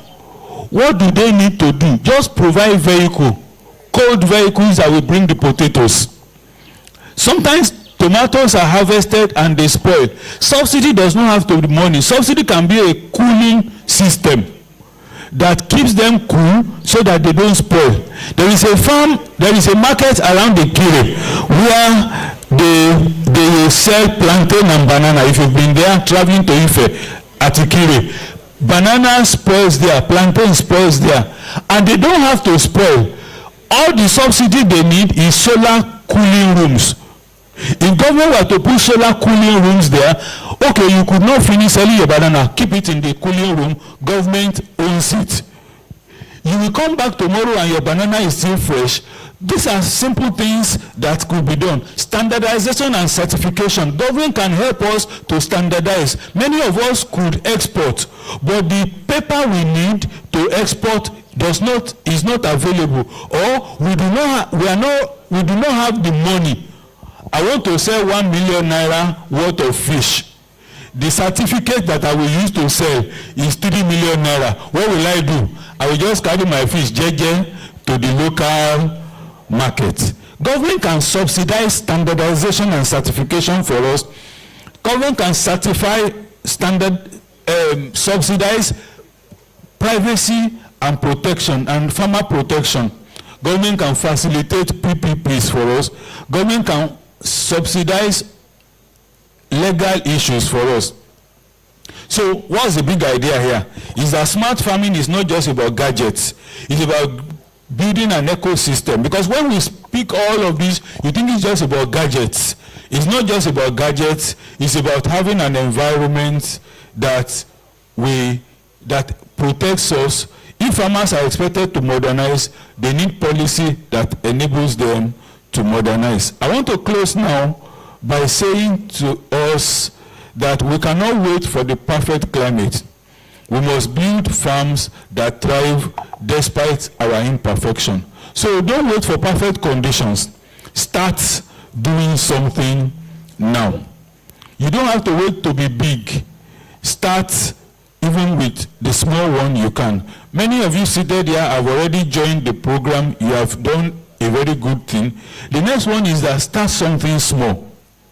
Start something, however small. Great things don't need to start great. Big things don't need to start big. Start small. And this is that there are all kinds of support in town now. We may say Nigeria is bad, but there are all kinds of support for young entrepreneurs, particularly female young entrepreneurs. But nobody wants to support I want to do.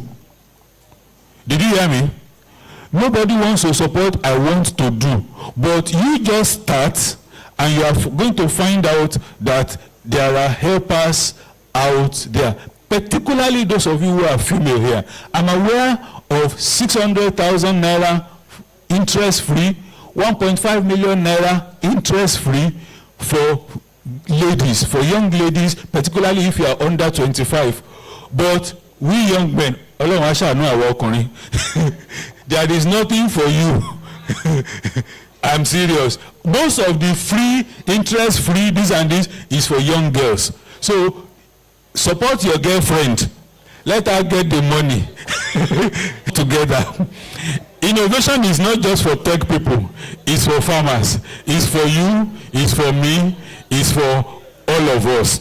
Let's picture a future where communities across Nigeria are growing vegetables all year round, where ewedu does not have to be expensive in December, where tomatoes do not have to be expensive in December, where onions do not have to be too expensive in July, because we can plant all year round. Imagine an agri sector where NEPA is no longer a problem, diesel is no longer a problem, because we have solar powered farms that are using sensors and precision systems to reduce waste and increase yield. Imagine young people who are proud to say they are farmers because they are making a lot of money that salary owners can never pay them. I was trying to employ one young man and he said, "Daddy, I'm sorry, I cannot work for you." Why? He said, "My cucumber farm can pay times 3 of the salary you want to pay me." It pains me that he did not work for me, but I was happy that just by planting cucumber on rented land, he had removed himself from the labor market. Let's all get into these ones, and if we are smallholder farmers and we can double our incomes because we have reduced our inefficiencies and we have increased our opportunities, what that means is that there will be more prosperity in Nigeria, and very soon we will be chasing Holland. Nigeria can overtake Holland. Nigeria can overtake the USA. And what is the answer? The answer is not in Japa. The answer is in Japada. let's begin to japada and let's begin to practice all these things that we have learned. There where we were sitting, we were talking about habanero pepper at that corner. Last year, I knew when people were holding money in their hands all over River State, Port Harcourt, Aba, Owerri, all of that, millions. So just once they see the habanero like this, they put the money in your hand, say, at the harvesting time, the habanero is my own. But you know, they will not give the money to I want to. They want to see your habanero seedlings on the ground, and 1.5, 2.5. Let's begin to harness all these things. And if we put to practice the things we have learned here, there is no limit to what we can get.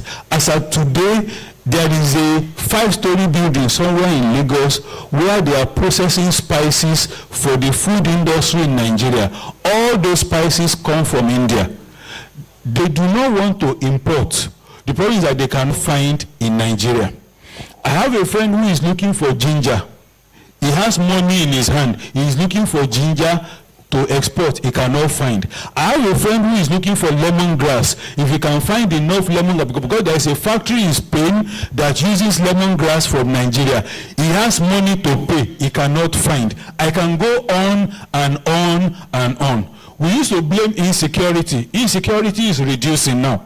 They are calling you to come back to Ibarakpa, that they have cleared the place. Many parts of southern Nigeria are safe now. Even on the Jos Plateau, they are combating insecurity. But after we have cleared everywhere, is it Indians and Chinese that should collect our land while we are going to wash dead body over there? Why don't we go back and take this land? And that is where I want to end. All that we are learning in these smart farming initiatives, let's make up our minds to use it. And if we do, I assure you, we will become world beaters. Thank you very much for listening to me. God bless you.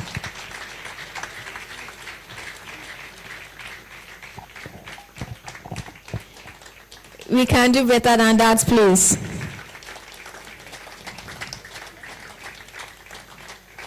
Thank you very much, sir. We say thank you for that wonderful speech. If you are a young lady in this house, say thank you, sir. Do you know why? You are still asking me. Does that mean not here when he was telling us that we have access to some interest-free that the guys do not have access to? Somebody is begging me to go and take the money. Well, anyways, it's just a matter of having many girlfriends. I mean, right? Guys, if you are in support, say hi. Those again say nay. The eyes have it. Alright, once again, thank you very much, sir, for that wonderful keynote session. It was really an impactful one and an eye-opener. So please, ladies and gentlemen, the solution is not a Japa, but a Japada. Yes, let's come back and get busy with the land.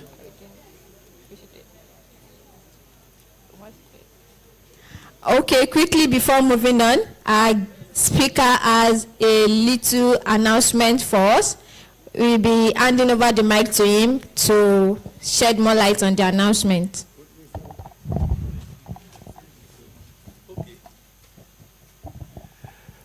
Please pardon me. I didn't want that to filter into the lecture. But now that they've given me permission. You see, these things we are doing, we need to make noise about it. If you don't blow your trumpet, nobody will blow it for you. I just came from East Africa. I was in Kenya, I was in Uganda.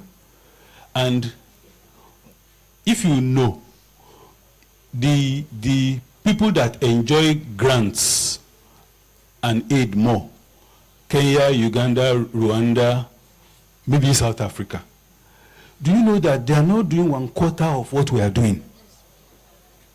All the things that they are boasting about, none of them have this. But if you go to the platforms that matter, they are the loudest. In fact, one guy was talking from Liberia, and they were listening to him as if it was wonderful. Until I heard how many acres they found. I said, my grandmother can farm this one. But they are going to give him money because he is the loudest. Let's be blowing our trumpets. I'm doing a radio program not because I have to. It's a little below where I am. But I took it on because I want it to be a platform to showcase what young Nigerians are doing. Well, and old Nigerians. And you know how interesting it is when you finish a program, and technology has made it easy. It's a radio program on Crest FM in Ibadan, in one local part of Ibadan, but streamed on live Facebook.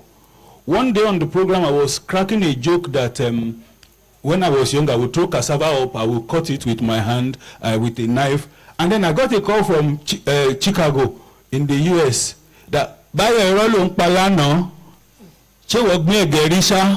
that, are you sure you planted cassava? I said, how can you say I didn't plant cassava? Besides Ogunpa River in Okeado, I planted cassava. I did not know that somebody in the US was listening to Agri-Desk every week. So another person called, I have 1 million, I want to invest. I said, 1 million is too small to invest in poultry, bring better money. So I'm pleading with us, if you think at any time that you have anything to say, please come and feature on the program. We'll be glad to welcome you. In fact, I will need you to come as soon as possible. And if it's about, because Ibadan is far and the program is in the evening, Tuesday 6 to 7 p.m., we will find where you will sleep. Let's showcase, let's blow our own trumpets. Thank you very much. Amazing. Yes, please give it up for our keynote speaker. That is amazing. I remember during the panel session, I was asking, what can governments, NGOs, and individuals do? And I mean, he needed not to answer that question any better than this year said. So, sir, we have a question, sir. Those of us that are into corporate comparing, can we also come on that show? Oh, okay. So thank you in advance, sir. We'll book our time. Awesome. Thank you so much, sir. All right. So right about now, ladies and gentlemen, before we go into the next panel session, an information just got to us now. I would love you to pay rapt attention. During the panel session, one of our speakers was saying, oh, she likes food. Oh, yes, that she loves food. And I also echoed and said, I also love food. And I mean, everybody on stage also said they love food. And so the host just mentioned to us now that there is enough food to go around. They've heard us. So please, do not be in a haste to go. After the panel session, there's enough food, there's a buffet, you go get what you want and have enough to take. All right, so moving on now, ladies and gentlemen, we are going into the next panel section, and we would love to introduce those who are going to be sitting here with us for the panel section. Please, if we do mention your name, do stand for your citation, and then you make your way up to the stage. All right, please, is Mr. Fisayo Ajibola here? Mr. All right, please, a round of applause for him as he stands, and then let's listen to his citation. Okay. Olufisayomi Ajibola is a broadcaster, journalist, brand analyst, blogger, and communication strategist among many of his experts. He is also a proud farmer. After both his ordinary national and higher national diploma courses in computer science, he proceeded to the prestigious Nigeria Institute of Journalism, where he studied mass communication with specialty in public relations. He bagged MSc in broadcast journalism from Lagos State University School of Communication. He possesses exceptional marketing communications proficiency as well as superb writing skill, which has earned him the opportunities to serve as general manager of about 3 radio stations across the country. Wow. That deserves a round of applause, please. He is a columnist on Guardian newspaper, the paper News NG, Nigerian Today's Times, among others, where he writes on consumer insights, agriculture, trends, and other marketing-related topics. His desire of being an entrepreneur made him a farmer to give the opportunity to learn more about farming. He extended his initiative of Kebimakpalu to radio in the year 2020. I believe I said that right. Kebimakpalu. All his initiatives have earned him awards and recognition both as a journalist and also as a farmer. Please, audience, a round of applause for journalist Oluwafisayomi Ajibola as he steps on the stage.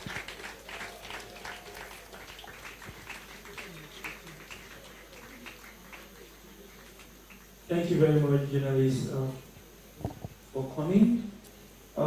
Next, we have to join him. Please just stand. Next to join him, please can we recognize Engineer Akimbode Elijah. Okay. Sorry, pardon my colleague. He is Engineer Elijah Akimboade. He is a Nigerian mechatronics and embedded system engineer. He is a poet and visual artist. He is a graduate of the Federal University of Agriculture, Abeokuta, and he is the founder of Agri-Tech Technologies, where he has led the development of innovative solutions including fire alarm system, automated water pumping system, automatic solar charge controller, home automatic projects, and many more. He has also trained many IT students in practical electronics and embedded systems. Currently serving as a sales engineer at Mikano International Limited. I believe you didn't hear me right. He is serving as a sales engineer at Mikano International Limited. Elijah continues to match technology and creativity while building his company and artistic legacy. Audience, please, a round of applause for Engineer Elijah Akimboade.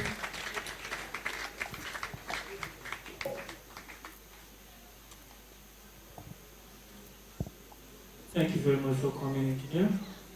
Also, so please, can we also recognize the presence of Mr.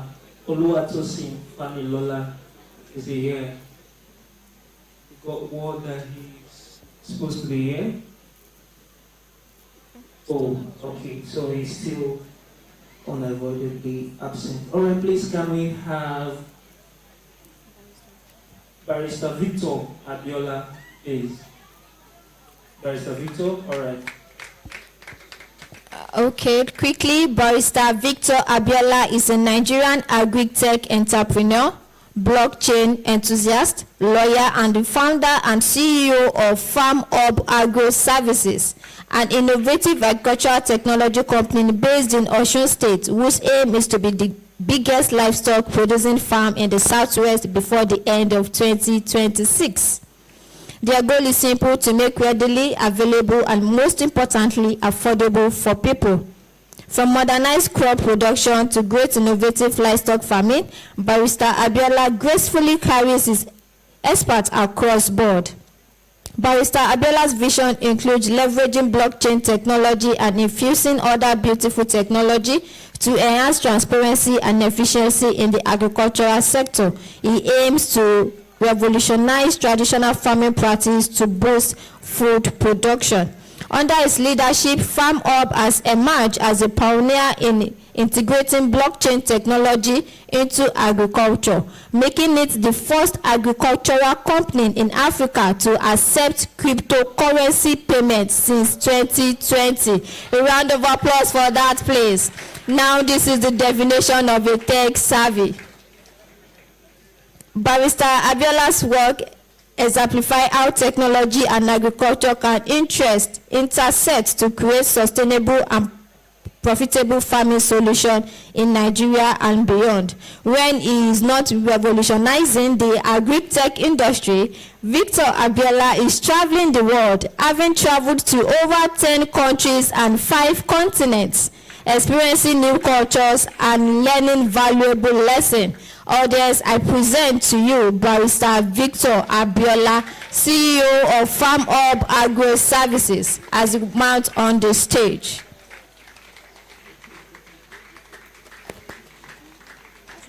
Thank you so much for joining us, Barrister Victor. All right, also next to join them on stage. Next to join them on the stage, please can we have Farmer Josh stand?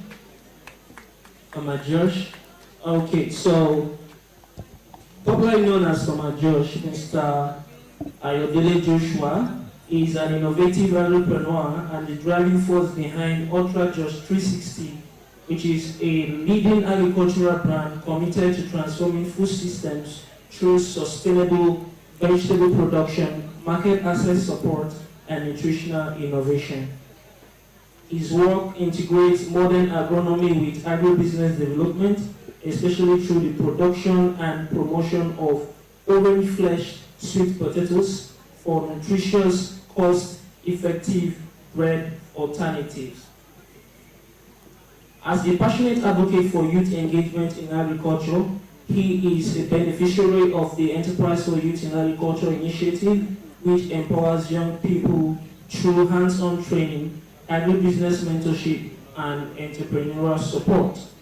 He also leads Josh Taste, a rebranded fast food outlet focused on serving vegetable-based healthy meals. With experience in greenhouse farming, food processing, commodity trading, and community outreach, he works at the intersection of agriculture, health, and youth development.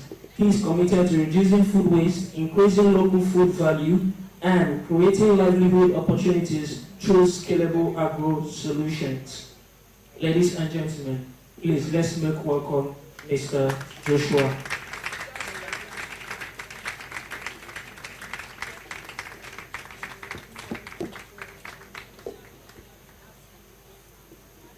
Thank you very much for joining us, my Josh. All right, and also to join us for this section, please let's have Mr. Israel Oyeyemi stand.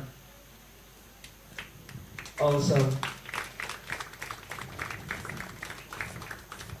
Mr. Israel is a graduate of the Faculty of Agriculture, University of Ibadan.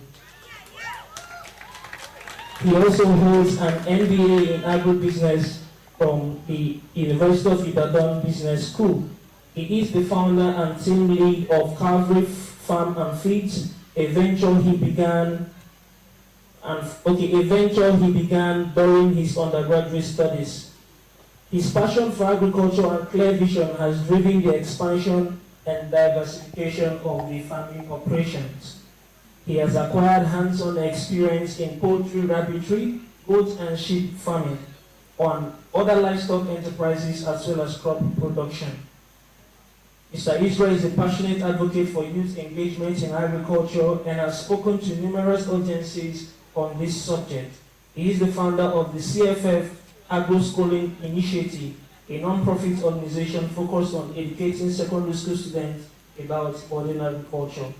In 2024, the CFF Agro Schooling Project was recognized as one of the 5 AGX finalists at the World Food Forum, earning him the opportunity to present the project on a global stage in Italy.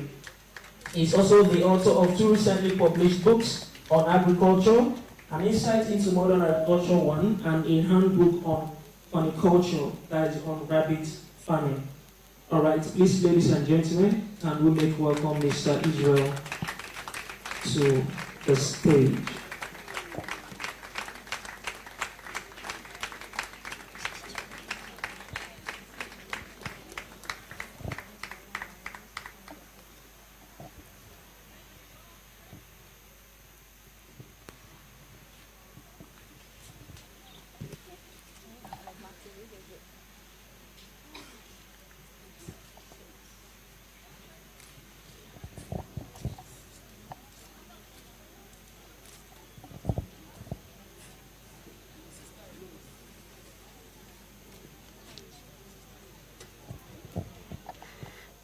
Okay, ladies and gentlemen, we are back to the second panel discussion. Wow. The only lady on stage. I'm so proud of myself right now. This is interesting. Not every time, ladies and Finish it. this one, sorry. Okay, good. All right, to our dear gentlemen on stage, to our bosses in agribusiness, technologies sector, we say thank you for gracing us this occasion with your presence. And moving on quickly, the topic for this panel session says, harnessing data and IoT for better farm management. Harnessing data and IoT for better farm management. So moving on quickly to questions from the topic for this panel discussion, which says harnessing data. I would like to start from Mr. Israel, who seems like a young farmer like us, someone we could relate to, and if I'm not mistaken, we were once in this training section once upon a time. Before coming, was it after coming you founded Calvary Faith? Before. Okay. So talking to someone that has been on a global stage in Italy, we would like to know what are your opinions on bringing in data, technology, everything into farm management. Has it ever worked? Is it working? Will it work? Will it be better? Let us share your experience. Okay. Thank you, sir. Okay. Thank you very much for the question. I'm actually privileged to be here, and I do not take it for granted. So quickly, actually, I started my farm during my undergraduate studies. So I got raised 5 years already. We are still pushing. And with my experience and with what I have got to understand in the business industry, sincerely, we cannot keep on doing the same thing the same way and get the same results. Things have to change. And recently, I published a book. It's called An Insight into Modern Agriculture. And that's where I discussed about some modern technologies. And there is this particular, after I published that book, myself and a friend of mine, we came up with a website for farmers where they can sell their products. It is because of a problem we saw in our community, whereby a lot of livestock farmers, small scale now, there's this problem of sales, this problem of, how do I sell my... So we came up with this initiative, this website where they can sell their products. And it's as a result of me thinking about, we have got to see our environment. We have got to know the problem in our environment. And we are now bringing this technology thing, solving the problem. Am I communicating? Okay, for instance, I based in Ibadan, that's Oyo State, Ibadan. And we have a lot of rabbit farmers telling us, I want to sell my product, I want to sell rabbit, I have a problem, I do this. We train them, and we are bringing this technology, this innovation of this website. You can actually upload your products using this website to sell to customers, to sell to people, right? And this solves that problem of, there is no market. This solves that problem of, I am just investing, there is no returns. So using this Internet of a thing, using all these technologies and gathering, you mentioned something like data. We cannot do without data. We cannot do without information. All these gathered together will give us insights as young entrepreneurs. Will give us insights as youths to know where we're coming with the use of technology. We can't just keep on saying we are youth, we want to use technology, without knowing the precise thing we want to use technology to solve. So that's why we need to get this data right. We need to get our information right to know this precise technology we are bringing on board to solve the problem. Yeah, thank you very much.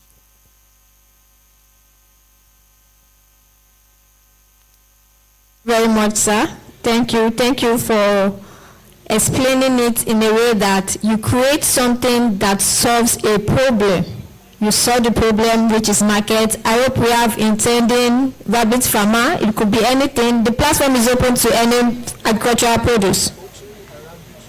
Only poultry and rabbitry. For now, the website is open to poultry and rabbitry. If you are an intending farmer, this is a market. This is a platform to sell your market online. It's a website. It's free. It's free. A round of applause for that, please.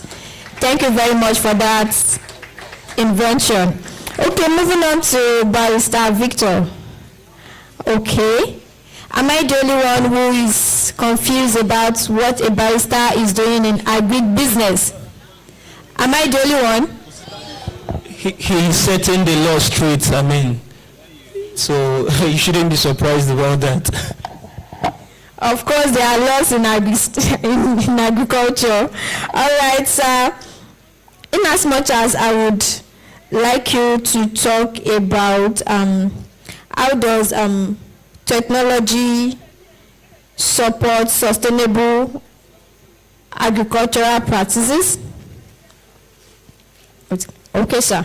How does technology support sustainable agricultural practices, and what are the long-term environmental benefits in adopting this technology?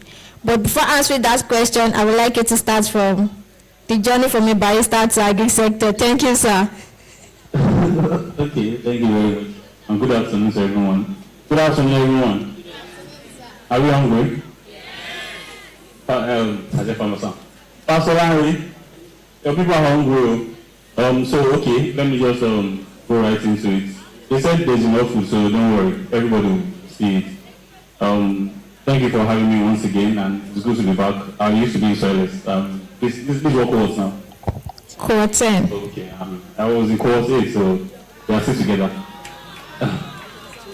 So, first of all, you said journey so far. There's no really nothing so far. I'm just like an average youth. I went to school. Most people, some persons that studied what they did in school, they are practicing agriculture. Law is not an exception. It's not any different. People doctors that are doing comedy now, so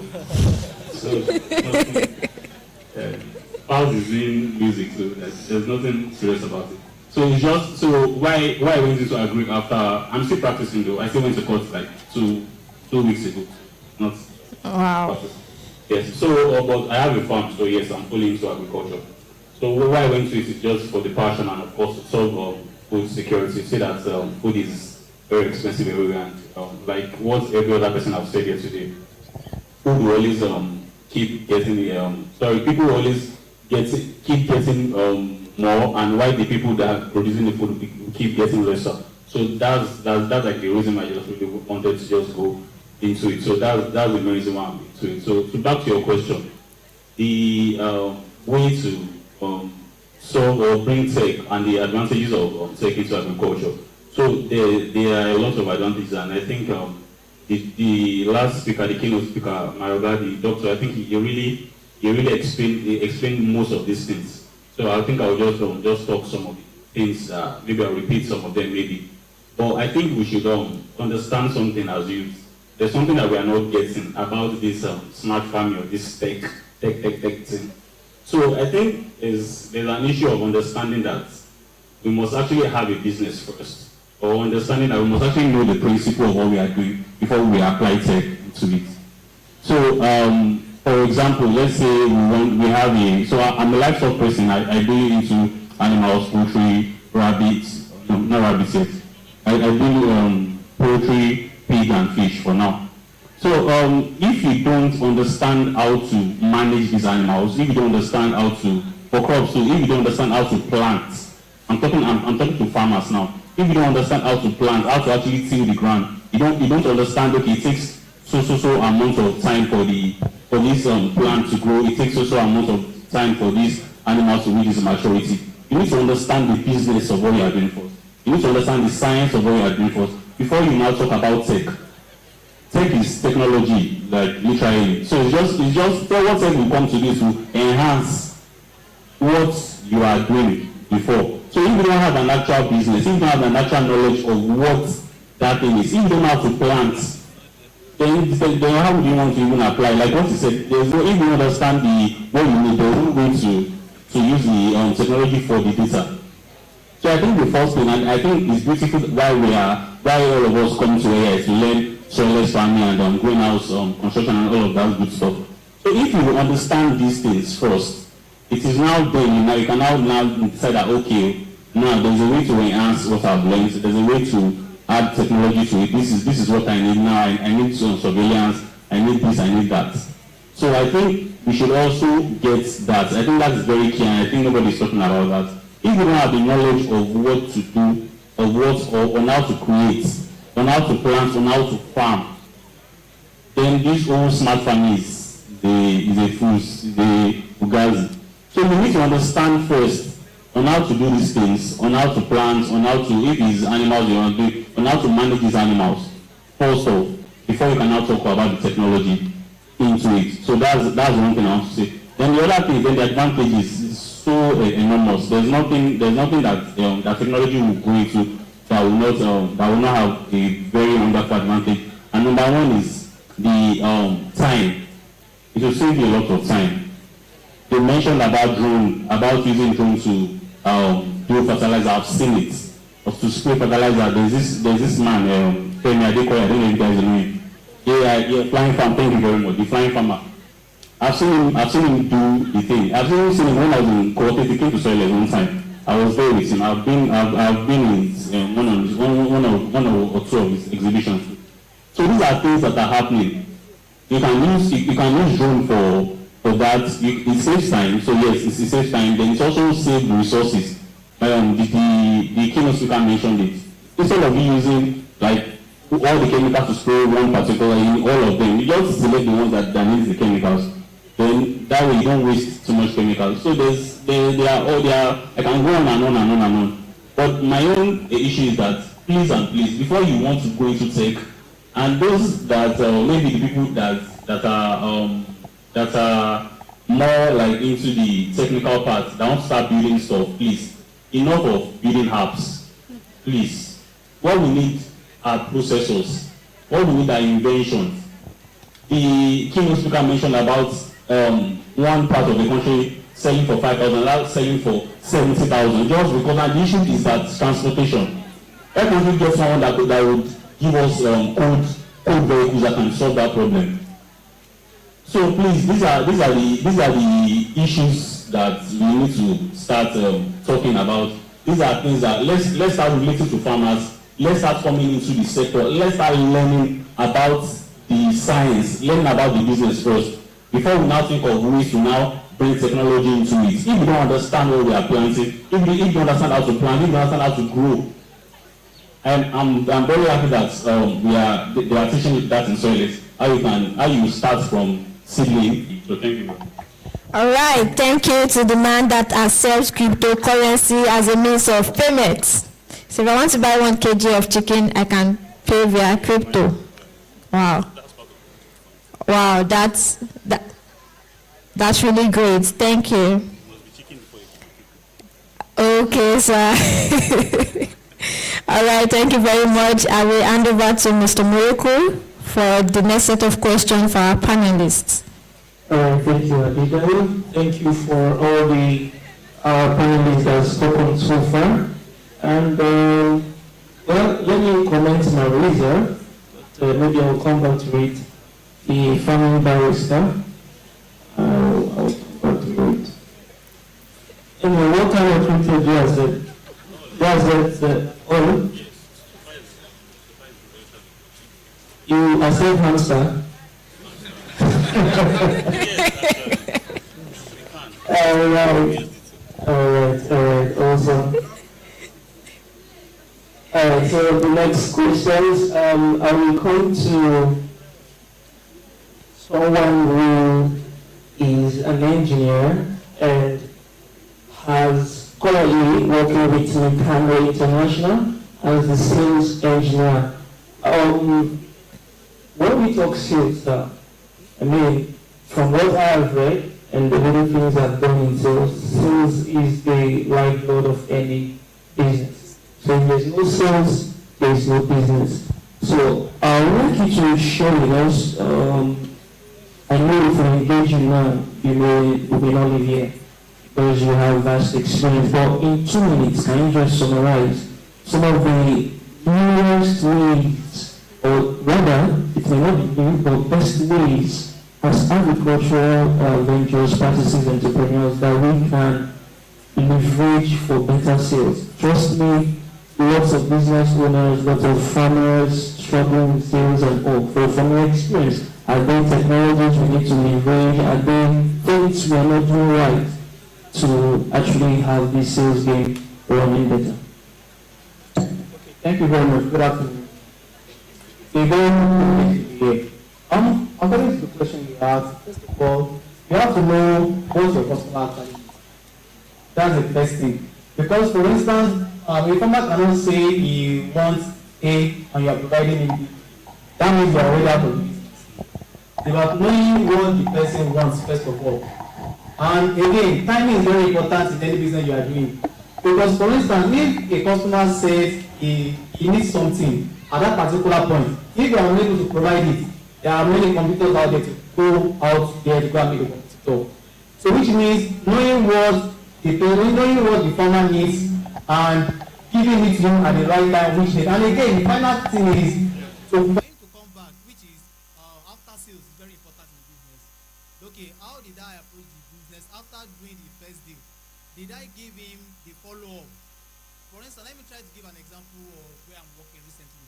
For instance, if a customer maybe get a generator now, so after delivering the generator, how far about? Do you still try to check back? Okay, is the generator not giving you issue? After when it's giving you a problem, do we send our technicians to come and fix it for you on time? But if you are not meeting those things, just know that a competitor can snatch your customer. That's very important in farming business also at the same time, the technology side. I hope I'm able to answer the question. Thank you so much. So, quite simply, understanding your customer is the biggest hack in sales, right? If I go what you said, right? So, there may not be any fancy tool, even if they are, but first, the basics, understand your customer. All right, thank you very much, sir. And then, it says after sales, reaching out to your customer after the first sales, trying to understand what they may still need going forward. Thank you, sir, for that straight to the point answer. All right, let's talk to the journalist in the house. I mean, I'm quite happy with this arrangement. We have a lot of persons from diverse background. And so, sir, seeing that you write on Vanguard and you're a columnist on Vanguard. Okay, Gaijan, rather. Okay, Gaijan. Okay, that's a national daily, I believe. Yeah, so it's not a mean feat to get there. I mean, it's not easy.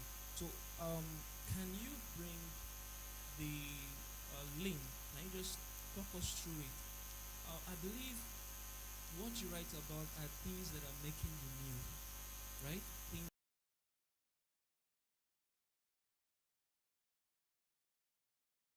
can also have people who have this skill set. Because one of the other panelists said was advocacy. It's one way of advocacy. So how can young entrepreneurs also come into this thing we do? And because doing that, they're able to also advance the work of agriculture. Thank you.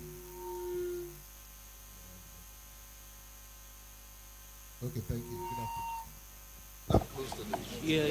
Okay. So close. Thank you. Okay, the issue of agriculture, especially and that is why I chose to look at how do we showcase what we have. I was writing about brands and marketing, and I found out that there are several issues are doing well in terms of agriculture, and that nobody is talking about them. Nobody is talking about it. From my findings, I found that about 30% of our population, in terms of labor force, is in agricultural sector. But if we have about this 30%, why is it that agri is not reported well? And also, out of every 3 persons you see, 1 person is either a farmer or having direct contact with farmer. With all these statistics, why is agriculture underreported? And that was also what prompted me to bet the radio program called Kibimapali. The idea is, let's look at, don't let us continue to complain of unemployment. How can you function as an entrepreneur in the agri sector, either as you teaching or you practicing?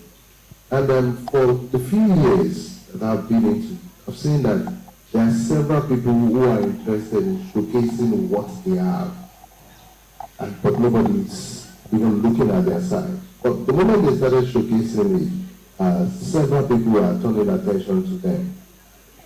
Information is key, and unfortunately, we in the agri sector are not getting that information or that exposure. But with time, people are showing interest.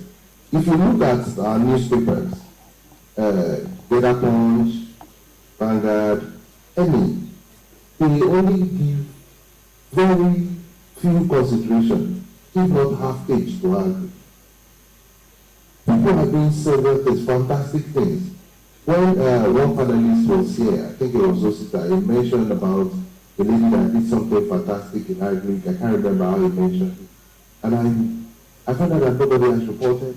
Like, okay, I need to speak with him to get details of it.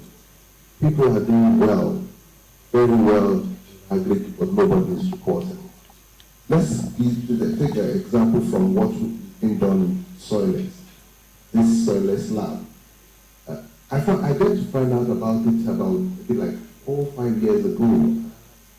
Do we have this much activity in this village? Because I call it village, where you can live in this town and have nothing to do outside. And it's few people that have said things about this platform. And that was what brought me close to Pastor Larry. Agri, what we need is exposure. We need to speak up. We need platforms to showcase ourselves via media. It can be through traditional media, which is the TV and the radio, or the social media. Yes, if we are talking about social media, people have done a whole lot about social media in terms of agri. But unfortunately, sometimes it's wrong audience. People who go on social media most times are not serious farmers. They will just flip through, just leave. But let's look at the traditional media. We have 1,001 people who have the money, who have the interest in agriculture. But what are they looking for? Looking for platform to showcase who can do it well that I can test, or who can do it well that I can learn from. Very much, sir. That's amazing. Yeah, thank you very much, sir. And he said something very striking. Agriculture is underreported, and that's a shame, because I mean, if the people who will see as the future of any nation are being underreported, it's a big issue. So I feel we need more persons getting into the things you do. And so one key issue or one burning question that people sitting there that might be asking, how do they do it? So in a minute, can you just lay the process that they can do to become a journalist like you, not maybe going through the formal studies and all? Is there any quick process you can give to? Well, the truth about it is there is no shortcuts. In as much as there are crash programs, one thing is you need to learn the rudiment of the game. You need to know the rules of engagement before you can practice it well. But the truth is, do something that is fantastic. In this sector, in this agri sector that we have, do something fantastic. Do something very good. You would be reported. Somebody somewhere will notice you. Okay, when I started reporting agri, either via print or the radio, I met people who are saying, you don't even have a piece of land where you are growing anything, but you are talking about it. And I said, it's not that I am not interested, but it's that reporting side that made me interested in.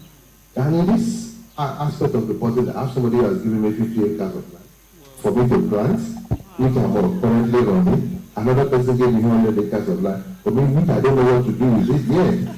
But the thing is, what we are looking for is that platform. Let's report agri well. Do something good. You will be noticed. Thank you very much, sir. Thank you. That brings us back to what Ms. Harmony Vienna said earlier, that everyone, so long you're a young person, you have something to do.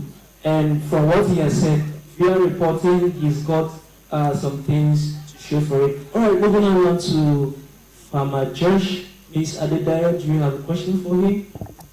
Yes, please. All right, fine. All right, so our very own Farmer Josh, as we fondly call him. So welcome, sir.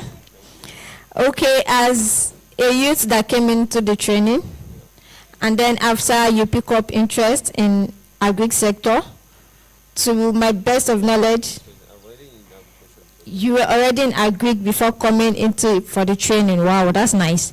Okay, so to my best of knowledge, you've expanded dealing with people, customers outside, not even on farm. You've dealt with different things. What do you think would have been the best farm management that you needed but did not have access to? As our keynote speaker said earlier, we should not wait till we have all the necessary machines. We can collaborate with someone else. We can get it elsewhere. What do you think that technology would have been that would have made work easier for you, but you don't have access to it? Presently, yes. Yeah, thank you. It's a great honor to be here. Thank you. If I'm to name some tech stuff that we need, let's say drone. Yeah. Majorly, presently, if you are going to our, there's a farm there, that palm tree farm. If you notice, some of them are dying, and what do they need? They need some maybe pesticide or fertilizer to spray on them. But because of the population, they can't be applying granular manually, even though you are using the other one that is more better. What is there is over 50 acres of palm trees. So if it is drone, if they have drone, they will have used drone to spray whatever they will need to spray there also. So that is one thing. And another thing is logistic presently. Like I'm a commodity trader, I'm a farmer, and I link farmers to markets as well. So sometime last year, I lost over ₦1 million between Jos to Lagos on just habanero pepper. So then habanero is scarce in southwest here. So I take that niche. I went to Jos, like I call my people. I have a procurement in Jos who always purchase things and send to me there. A customer reached out to me. He needs habanero, 200 kg. I purchased it there. The habanero spent 5 days on the road.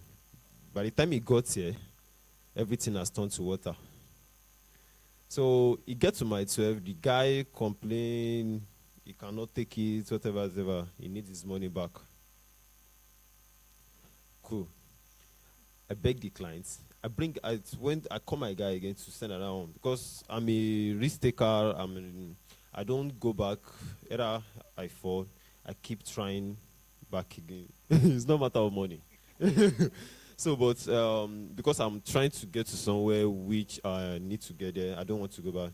So I take another one. That's how I lost over ₦1 million. At the end of the day, I leave. I stopped. So that is one of the things, logistics. So likewise, since same 2023, one of the things that make me to lose my first, which I'm on my BAP debt, there's ₦1.4 million. Logistics is part of it. Also in this commodity trading. So one of the things, those are the things I think I need. Logistic. If you give me logistic, if you give me a cooling van, I'm going to take it. So, in agriculture presently, so though smart, what is it called? The smart studying is not about gadgets alone. So there is other things that we need to look into that we need. It's not just about gadgets. Yeah. Also, we need to think, we need to dream. And some of them, we don't even need capital. Yeah. Because I know, I can remember I started my commodity trading with less than 5,000 naira. Now I trade with million. So that is it. So that's not much. So there's other things that you need to, that we youths nowadays who can just think, and you can just be middle person. Yeah. I have a farm. The farmer did not know how he will sell his market. Your phone is enough. Reach out, put it on social media. I have this. That's how I started. My first training, which I'm about soilless, I paid for it. When I got there, they teach nursery, how to set up greenhouse, everything. So when Farmer Samson came the last day, he's the one that came to take the business canvas of agriculture. So everything they taught us that day, like for the whole week, everything flushed away. It's just that business canvas that stick into my head. And right from there, I start what he asked us to start doing. Like, before you leave here, go in there, tell them you want to buy a habanero, tomato, pepper, bell pepper. And immediately you are leaving here, before you get to gate, anybody you meet there that is not part of this training, tell them you are a farmer, you said this. So is it gadgets that you are using for that? No. So it's just to use the brain and think big, dream big. So that is it. Thank you. All right. Thank you very much, sir. I think the new business idea in anybody's head right now should be about logistic, maybe a code van you can have, and we all can rent it for a fee. That's a business. You can have a code truck, a code van, then other farmers who does not have access to capital like that can just come for it and rent it for a fee.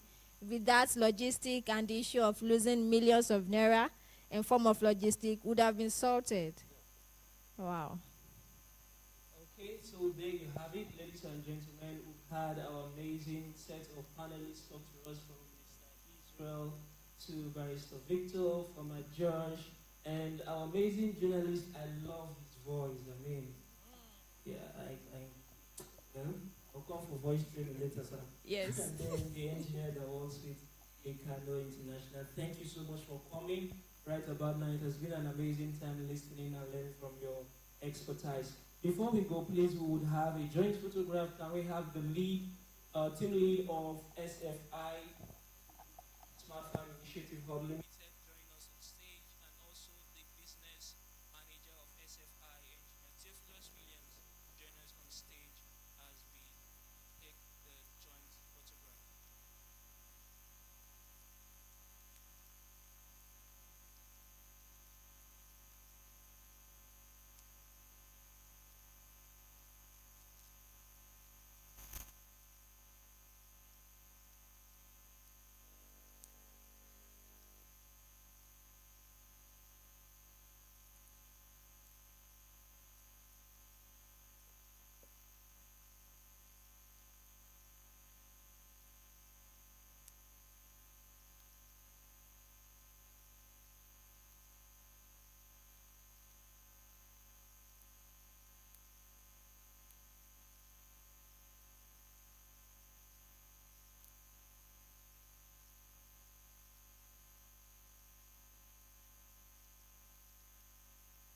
Blessed are you among men.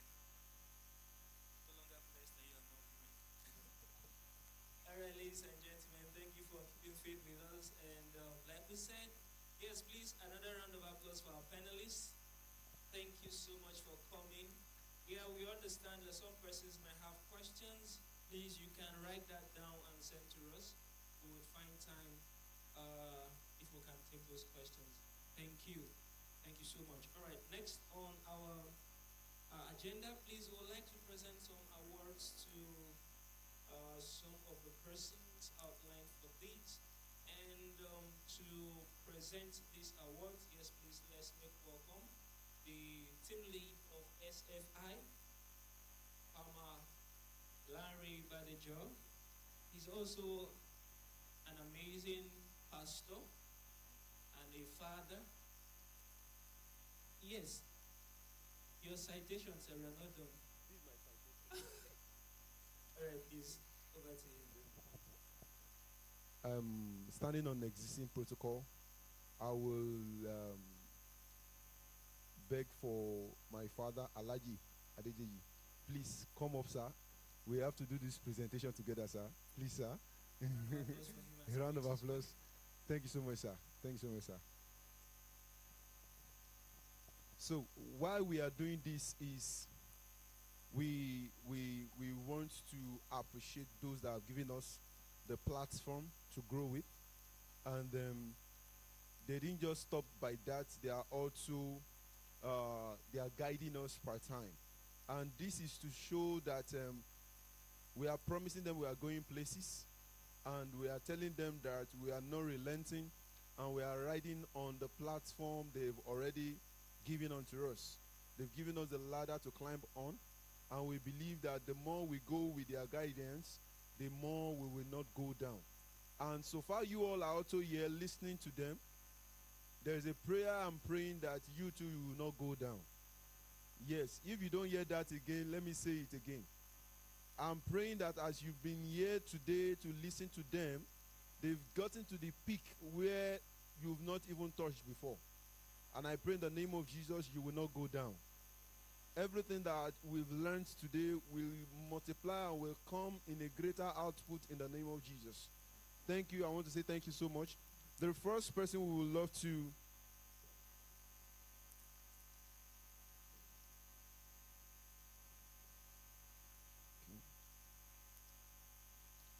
So, on behalf of Smart Farm Initiative, we would love to present a Eco Smart Guidance Award to our own mentor and patron, Farmer Samson Ogbole, the team lead of Soilless Farm Lab and Pepsia Place Limited. And having to receive that, we invite Ms. Rejoice to come receive this honorable award, followed also, supported by Mr. Anthony to support Ms. Rejoice in receiving this for Farmer Samson Ogbole. A round of applause now.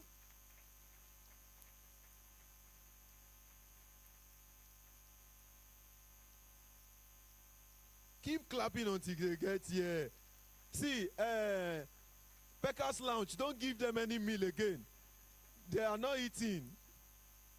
So, on behalf of Smart Farm Initiative and the organizer of Smart Agri-Tech Summit 2025, we are presenting this award to Farmer Samson Ogbole for more of the things in recognition of his impactful contribution to agriculture's value chain globally.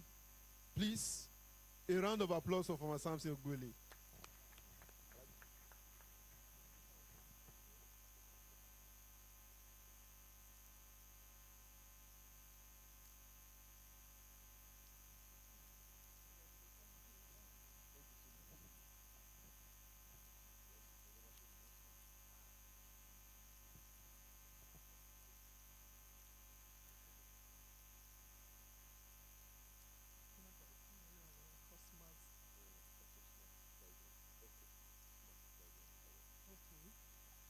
The next award, presentations of the EcoSmart Guidance Award to our fish pastor, Pastor David Oshinawa. Please, round of applause for him, please.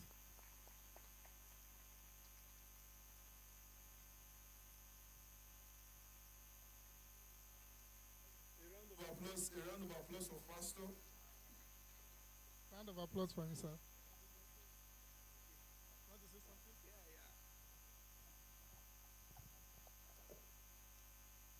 a privilege to be here again. I don't know what to say.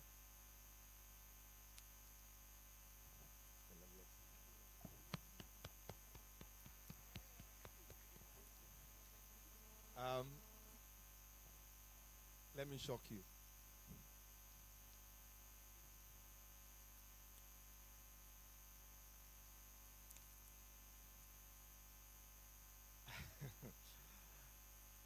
I'm a past degree holder.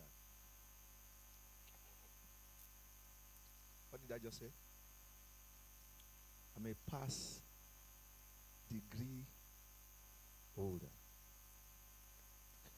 I'm not a third class degree holder. I'm a past degree holder.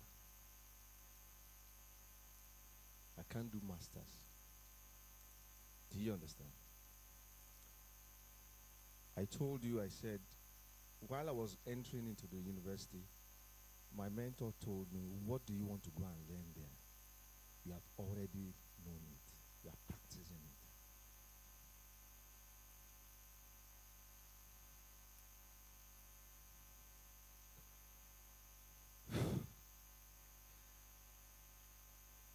I can say it boldly.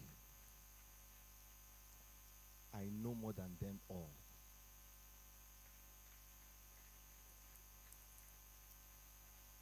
Do you understand? He knows what I'm talking about, right? They can't stand me. I'm talking of my lecturers. It's all to the glory of God. Please, get knowledge. Practice it. Don't just get it, but do what? Practice it. You will fail. Get up. You have only learned how not to do it. And that is what has fine-tuned me to this level. I said, I don't spend 1 naira on feeding. My animals, I don't spend 1 naira on feeding. Hear it and hear it again. 0 investment on feeding. I don't. And my fish gets faster than you can ever think. Thank you so much. Please, on behalf of the Smart Farming Initiative, we present this award to you, sir. Congratulations, sir.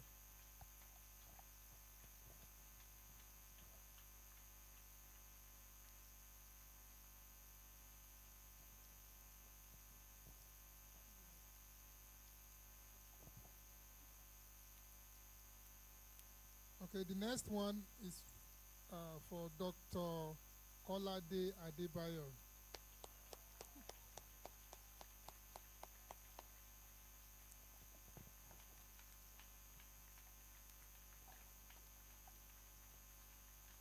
Keep clapping, keep clapping. Keep clapping, keep clapping, keep clapping for him.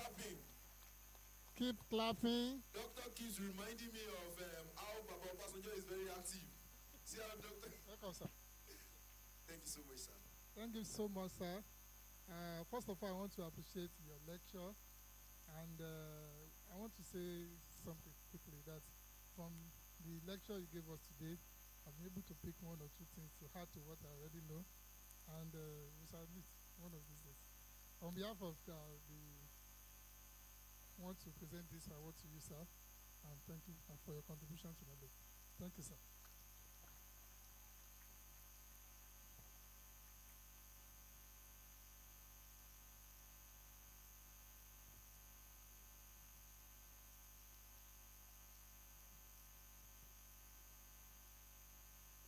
A round of applause. A round of applause.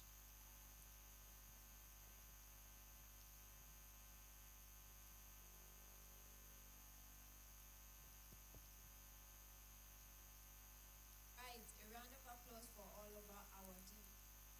We say thank you for your support. We see and appreciate everything. bless you. Moving on, we are moving quickly to exhibition. And I would like to welcome on this stage Mr. Theophilus, the business manager for Smart Farm Initiative, to take us on the exhibition.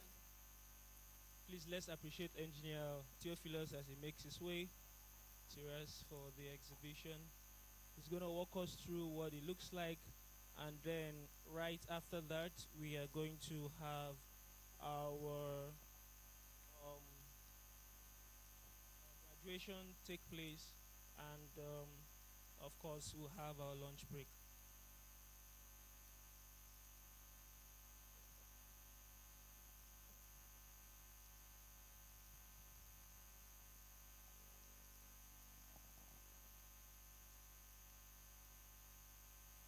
Good afternoon, everyone. Good afternoon, everyone. From the Smart Farm Academy, we'd love to tell you what we do and what we are up to. For the past few weeks, we have been able to train several students on the business, the science, and the technology aspect of livestock production. And today being a great day for them to exhibit and show us the application of what they have learned so far. And we are glad to let you know that in the course of the whole training, our students have been able to have hands-on experience on the science of livestock production, the business aspect of it, and the tech aspect of it. And under the tech aspect of it, we were able to learn how to incorporate IoT, microcontroller, actuators in designing simple devices to ensure efficiency and profitability in livestock production. So in the course of this session, we would love to tell you about what our students have done so far. So for the team fish, the fishery students, they were able to come up with a smart fish feeder whereby it's run on IoT. As a smart farmer, through the smart fish feeder they design, they can monitor and control the feeding of their fish remotely without them being there. This is a prototype of what they designed. And they came up with that idea, they designed the structure, they write the code, and they do the necessary things. And also for the snailery part, the snailery students, they came up with a smart snail pen incorporated with a smart sprinkler system. As we all know about the contemporary sprinkler system for snail farms, woman needs to go there manually to integrate the valve so that the water can go into the sprinkler system and ensure the habitat is good enough for the snail. But with what the student came up with, they came up with a design whereby the house, the snail pen, is incorporated with useful sensor that detects when the environment is inappropriate for the snail, like twiggling the sprinkler system automatically. And there's also a live footage aspect in the design whereby they can also monitor as the whole process are being done. So let me tell you, our students have their various exhibition projects over there. So we'll be glad to take you through what we've done so far. I believe with this gradual step, we are contributing our own quota to the growth of agriculture by doing things in our little way. We are not despising the days of little beginning, but this is just the beginning. We are going further. Thank you.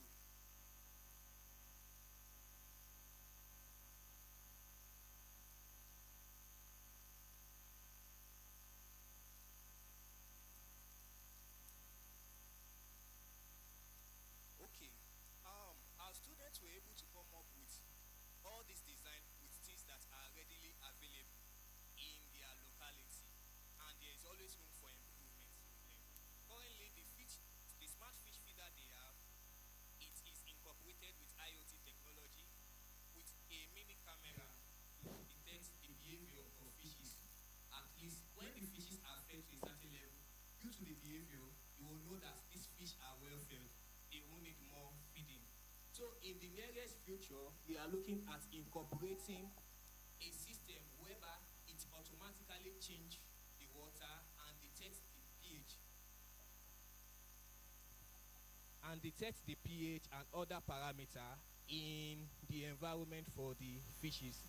And also, the snail students are looking forward to other improvements in their technology through the use of machine learning and more of AI to control their system.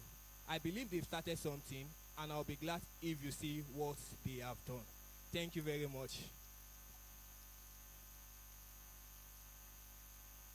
So I'll be taking you through the exhibition stand so that you can see what they have done so far. We will love your recommendation, your advice, what we need to do better in the various design our students have come up with. Thank you.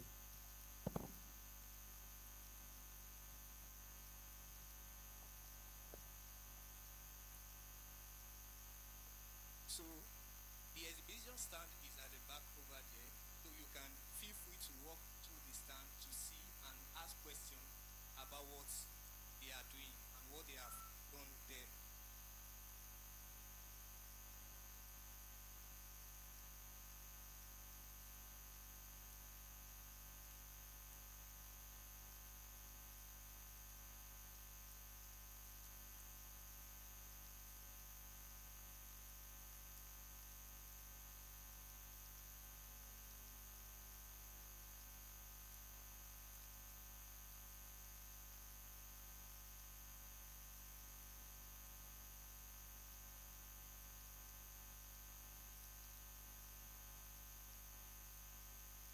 So this is the smart fish feeder system.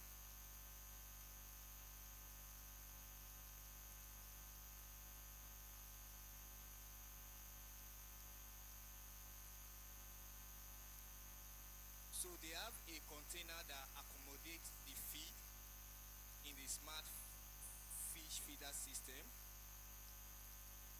So that container holds as many as possible feed they want to put. So what they will be demonstrating now is how the feed is controlled via IoT with their phone, which they can do anywhere they find themselves.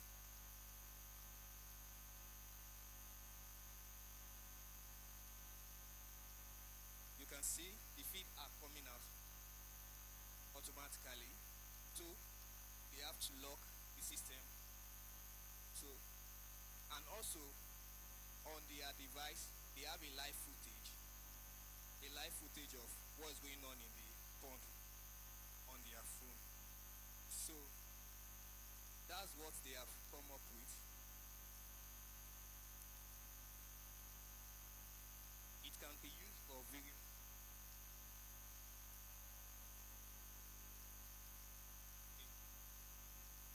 Yes, sir, it can be.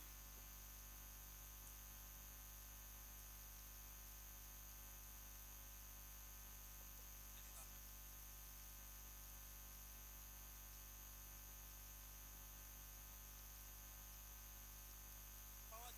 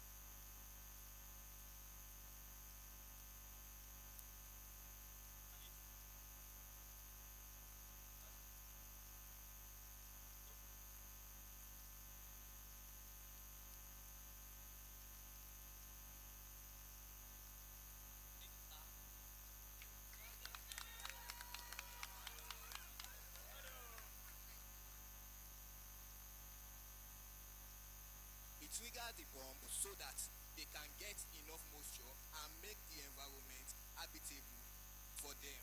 So you don't need to really think about, I need to go and check on my snail and check if the environment is habitable in terms of the moistness, humidity, and temperature.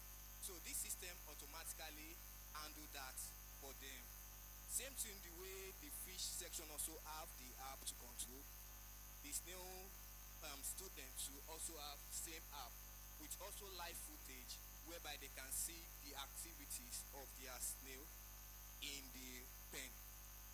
So they will love to demonstrate what they have here.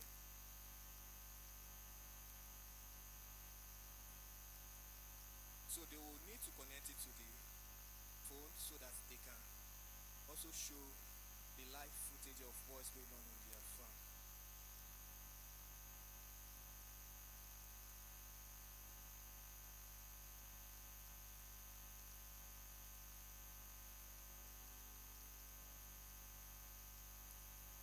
So for what they have here, they have a water source. This is the prototype of the pump. It's got the water from this source. Then once they control it at home, it ensures everywhere sprinkled with water and everywhere is moist. So before the end of the summit, they are going to display more on what their snail pen actually does by sprinkling the necessary quantity of water for the snail. So if you have any question on this, we are always ready. And if you have any recommendation or on what to improve on, we are ready to accept that, sir. Thank you very much, sir. Yes, sir.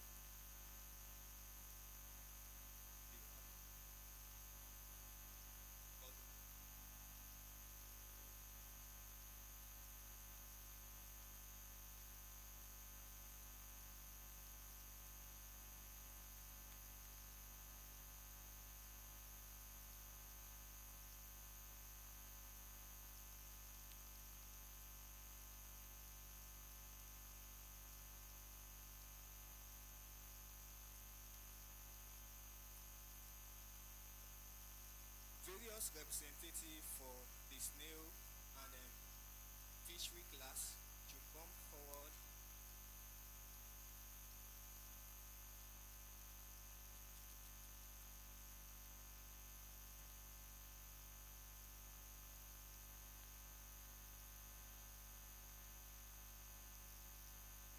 So the snail class representative and the fishery class representative will be coming forward to tell us more about what they have done so far regarding their idea and what they have learned in the course of their training. Thank you.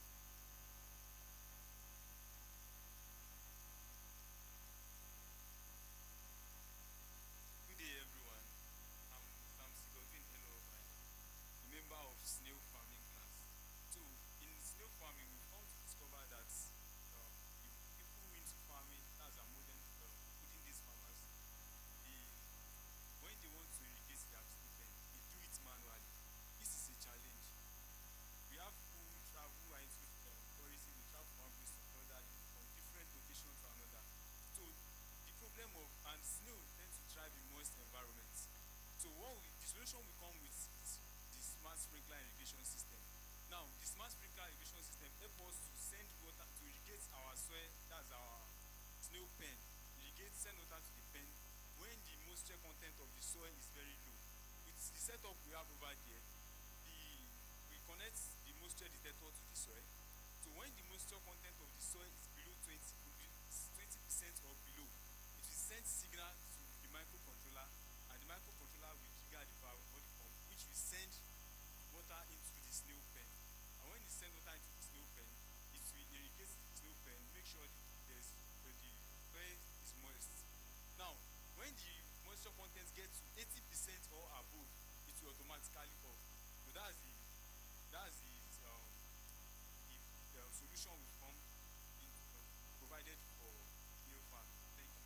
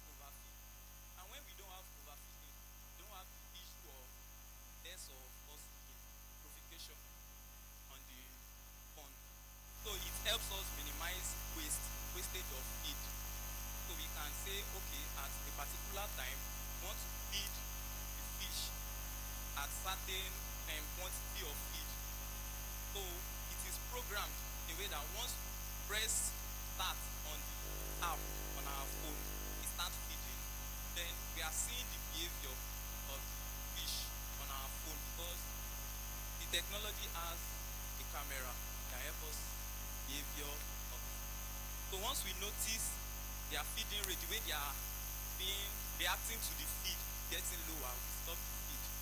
But initially, we want the automatic one that we don't even have to stop feeding or start feeding ourselves.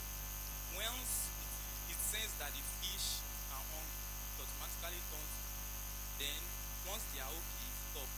But due to what we have initially, because the program was in the course of 3 weeks, and we had limited time for the project, so what we put day hand on just the automatic that will be operated on our phone. So we operate it and start it ourselves and stop. So, but that technology can be taken bigger and further. So, but with investors and more money and go wilder, what we have, sir. Thank you.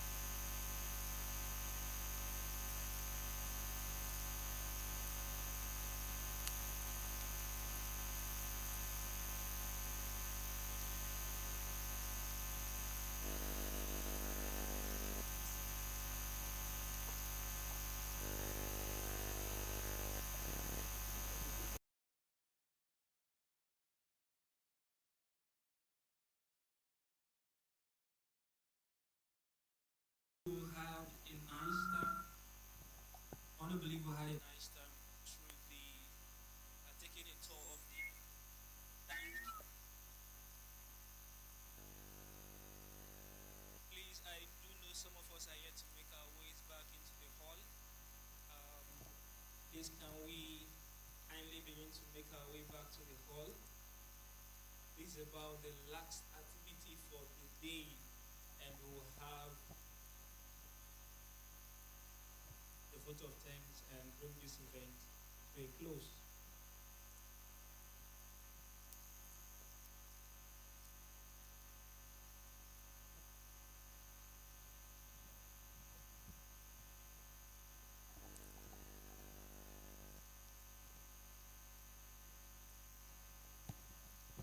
All right, please, if you are part of the graduates, please pay special attention, because we're going to be calling you up to receive your certificates, and then we'll cut the graduation cake and we take the closing formalities.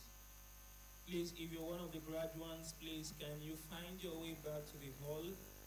You can now leave the exhibition stands, find your way back to the halls, so that you can hear your names when they are called.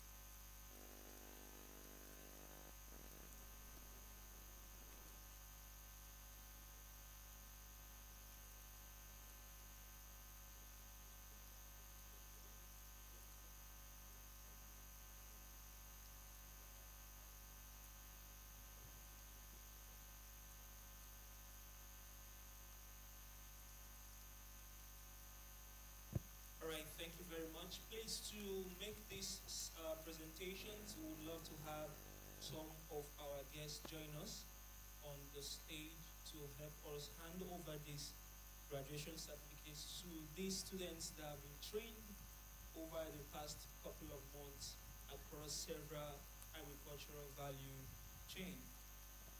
So please, Adidayo. Okay, please, to make the first set of presentations, please can we have Mr. Isayo Ajibola join us to make this presentation. Please, a round of applause for him as he makes his way to the stage. Okay, the first set of students coming up right now, we have Samuel Emmanuel. Samuel Emmanuel Akpan. Please, Samuel Emmanuel, where are you, please? please, if you are coming, come faster. Next, we have Badmus Kodri. Badmus Kodri.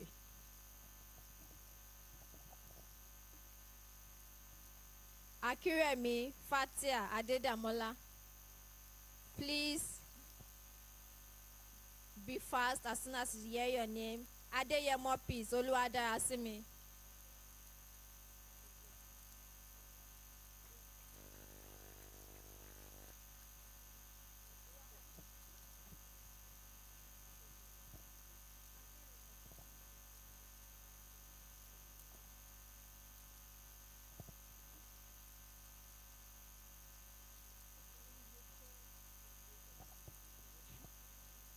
Promise Chikasoro. Promise Chikasoro.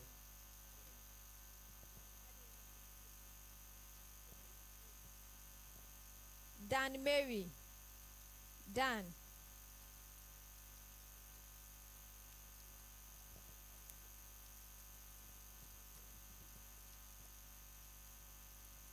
Abdullahi Aminat. Abdullahi Aminat. Moyoluwa Eunice.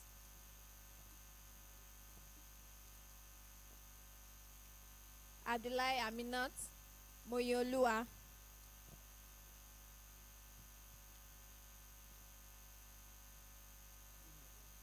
Rina God sent.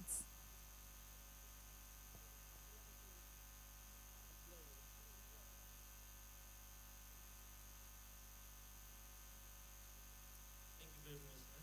Thank you so much. Please, a round of applause for him as he goes back to the seat.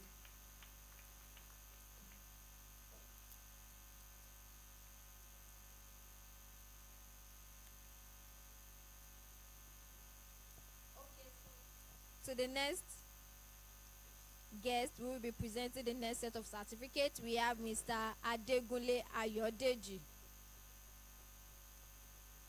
Mr. Adegunle Ayodeji. Please help us come to the stage and present the next batch of certificates. Please, a round of applause for him as he makes his way up to the stage. Thank you, sir.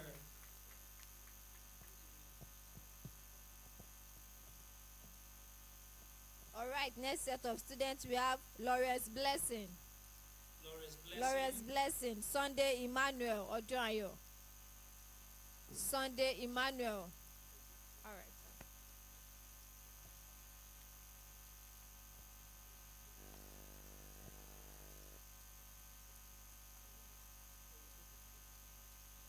It can.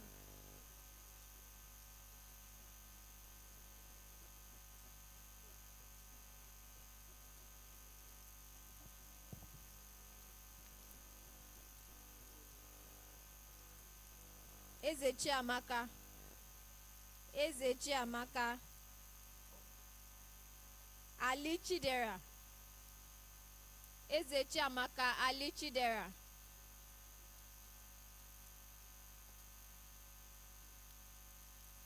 Ueze Felicia.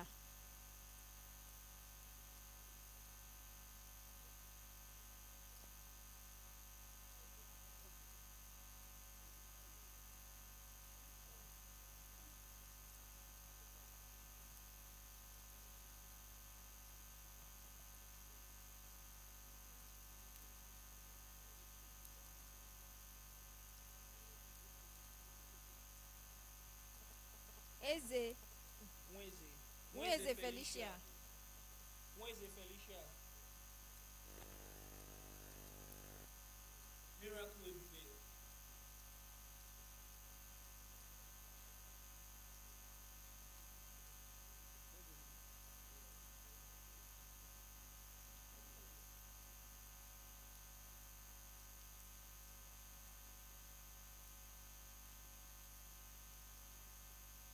Egbo Precious. Egbo Precious. Bala John. Bala John. Bamishaye Elizabeth.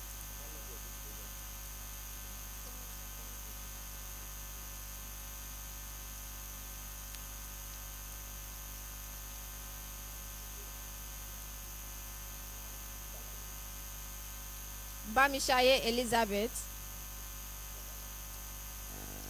Ṣíwẹ̀tàn Adébáyọ̀. Ṣíwẹ̀tàn Adébáyọ̀.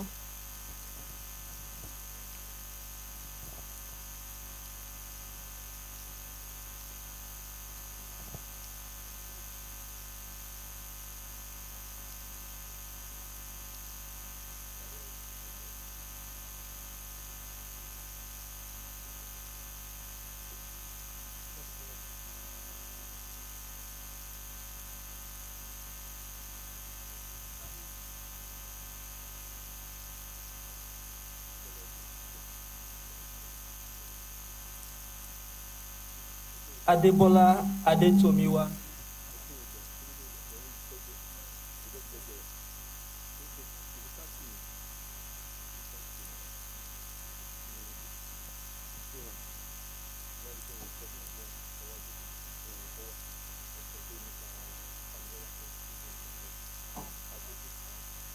Alabi Faith. Alabi Faith.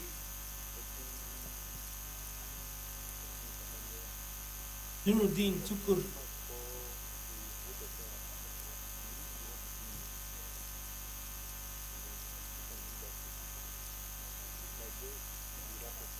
Omololu Emmanuel.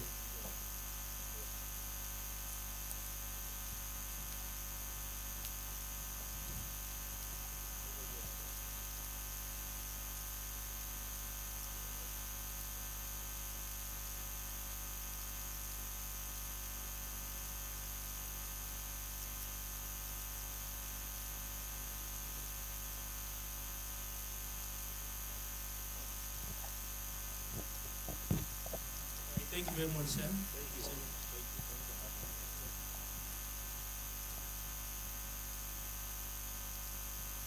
Okay, please to do the next and last round of presentations. Please can we have Mr. Familola Oluwatosin join us on stage to help us present the graduation certificates to the graduates. Omololu Emmanuel. Omololu Emmanuel. Adeyemi Joshua Oluwadamilare. Adeyemi Joshua. Akiyemi Tumininu. Akiyemi Tumininu. Usman Mary. Usman Mary. Please, we can come faster than that. Usman Mary. Olasukomi Toriola. Olasukomi Toriola.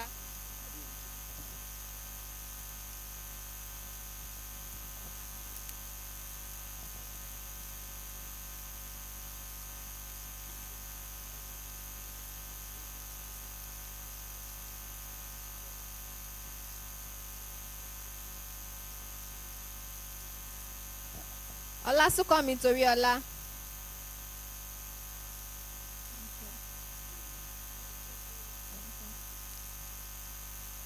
Odefemi Johnson. Odefemi Johnson. Abiola Oloruntobiloba.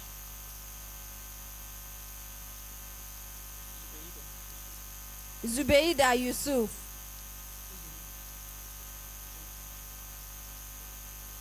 Zubeida Yusuf. Sanu Moturayo. Sanu Moturayo. Olapeju Oluwafemi Francis. Olapeju Oluwafemi Francis. Adeoye Praise Ade Opeyemi.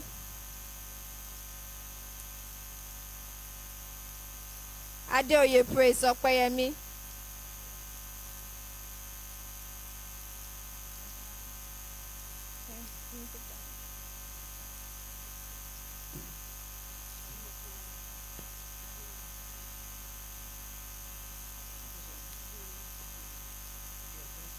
Olaleye Victoria Adewumi. Ọlálẹ̀ Victoria Adéwùmí.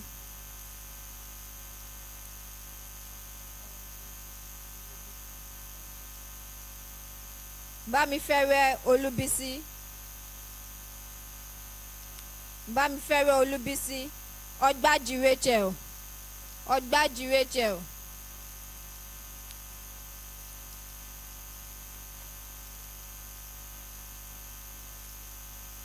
Iyobo Glory. Iyobo Glory.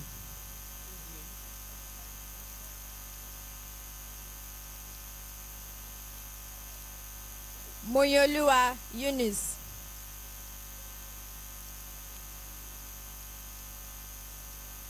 Ọlọ́gbọ́n Ọmọlolú Emmanuel.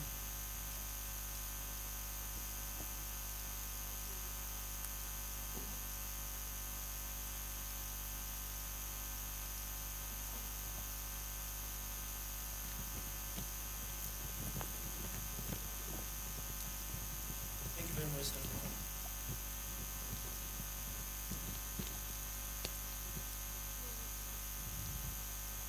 Okay, over to the graduates. Please come forward for the cutting of cake.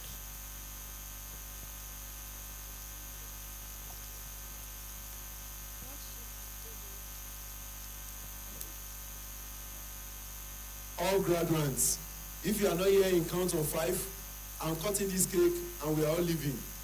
1, 2,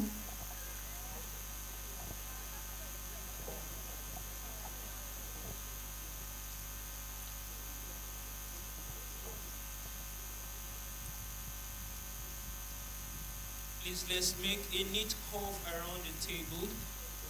A neat curve around the table. Some people, yes. A neat curve, please spread out from the table so that you can contain. Yeah, please watch.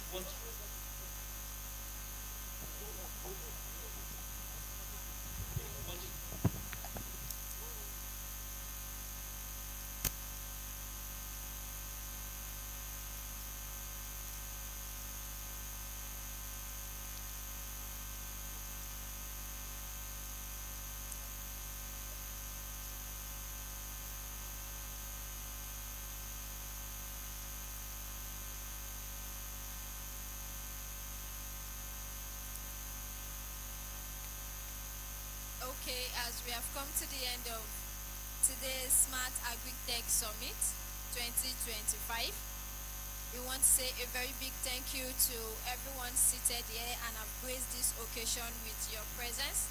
We really appreciate you. From our special guest of honor in person of Farmer Samson Ogbole and Reverend Dr. Tade Ayodele, down to Alhaji Kolawole Alabi, Dr. Kolade Adebayo, we say a very big thank you to everyone who has made his or her way down here to make this occasion a successful one. We say a very big thank you. On behalf of the Smart Farm Initiative, from the team lead in person of Farmer Larry Badejo, to the business manager in person of Engineer Theophilus Williams, to the project manager in person of Ogwade Adedayo. We say a very big thank you to everyone seated right here. To all the graduating students, we say thank you for sticking through the 3 weeks training. And today you've had your certificates. To everyone journeying back to your various destination, we pray for mercy journey in Jesus' name. And we say thank you all. Thank you once again for supporting us. To our online viewers, we say thank you for sticking through.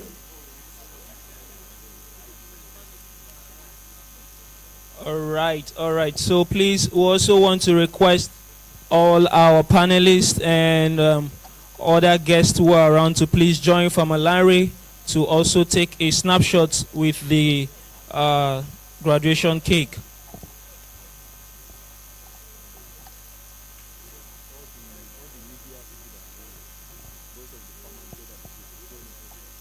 Okay, please, we also request the presence of all the media houses who are here. A representative from the team, Jordan FM, Voice of the Farmers, Ola Oshebicom, Agrifluence Media, and all the media houses that are represented here. Please, we need a representative to join in this cake cutting.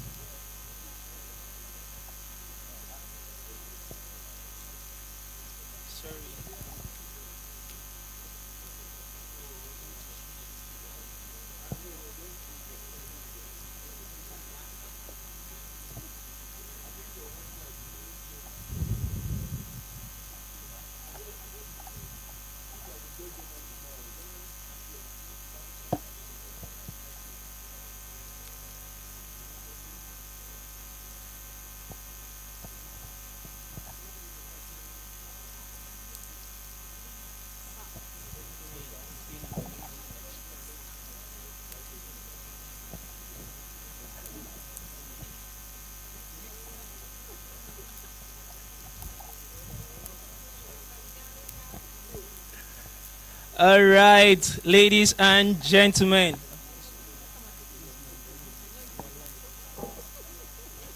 All right, ladies and gentlemen, thank you very much for staying through with us.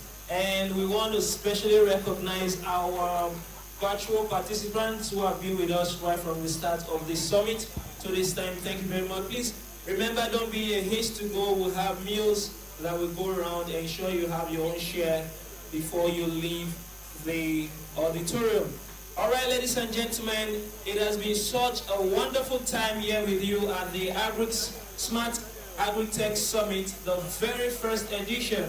And we're looking forward to seeing you in the second edition. Trust me, it's going to be very, very superb. So, if you enjoyed what you've got here today, we want you to also go wild with it and share your experiences. Do not forget to tag Smart Farm Initiative on all their social media platforms to encourage them for what they are doing. We also take this time out to say a very special thanks to all the partners that has ensured that this program is a success, from all the media houses that partnered and all the individual and organizations that partner with us for this event. Thank you very much for making it possible. I have been your host for this program with the beautiful, elegant Miss.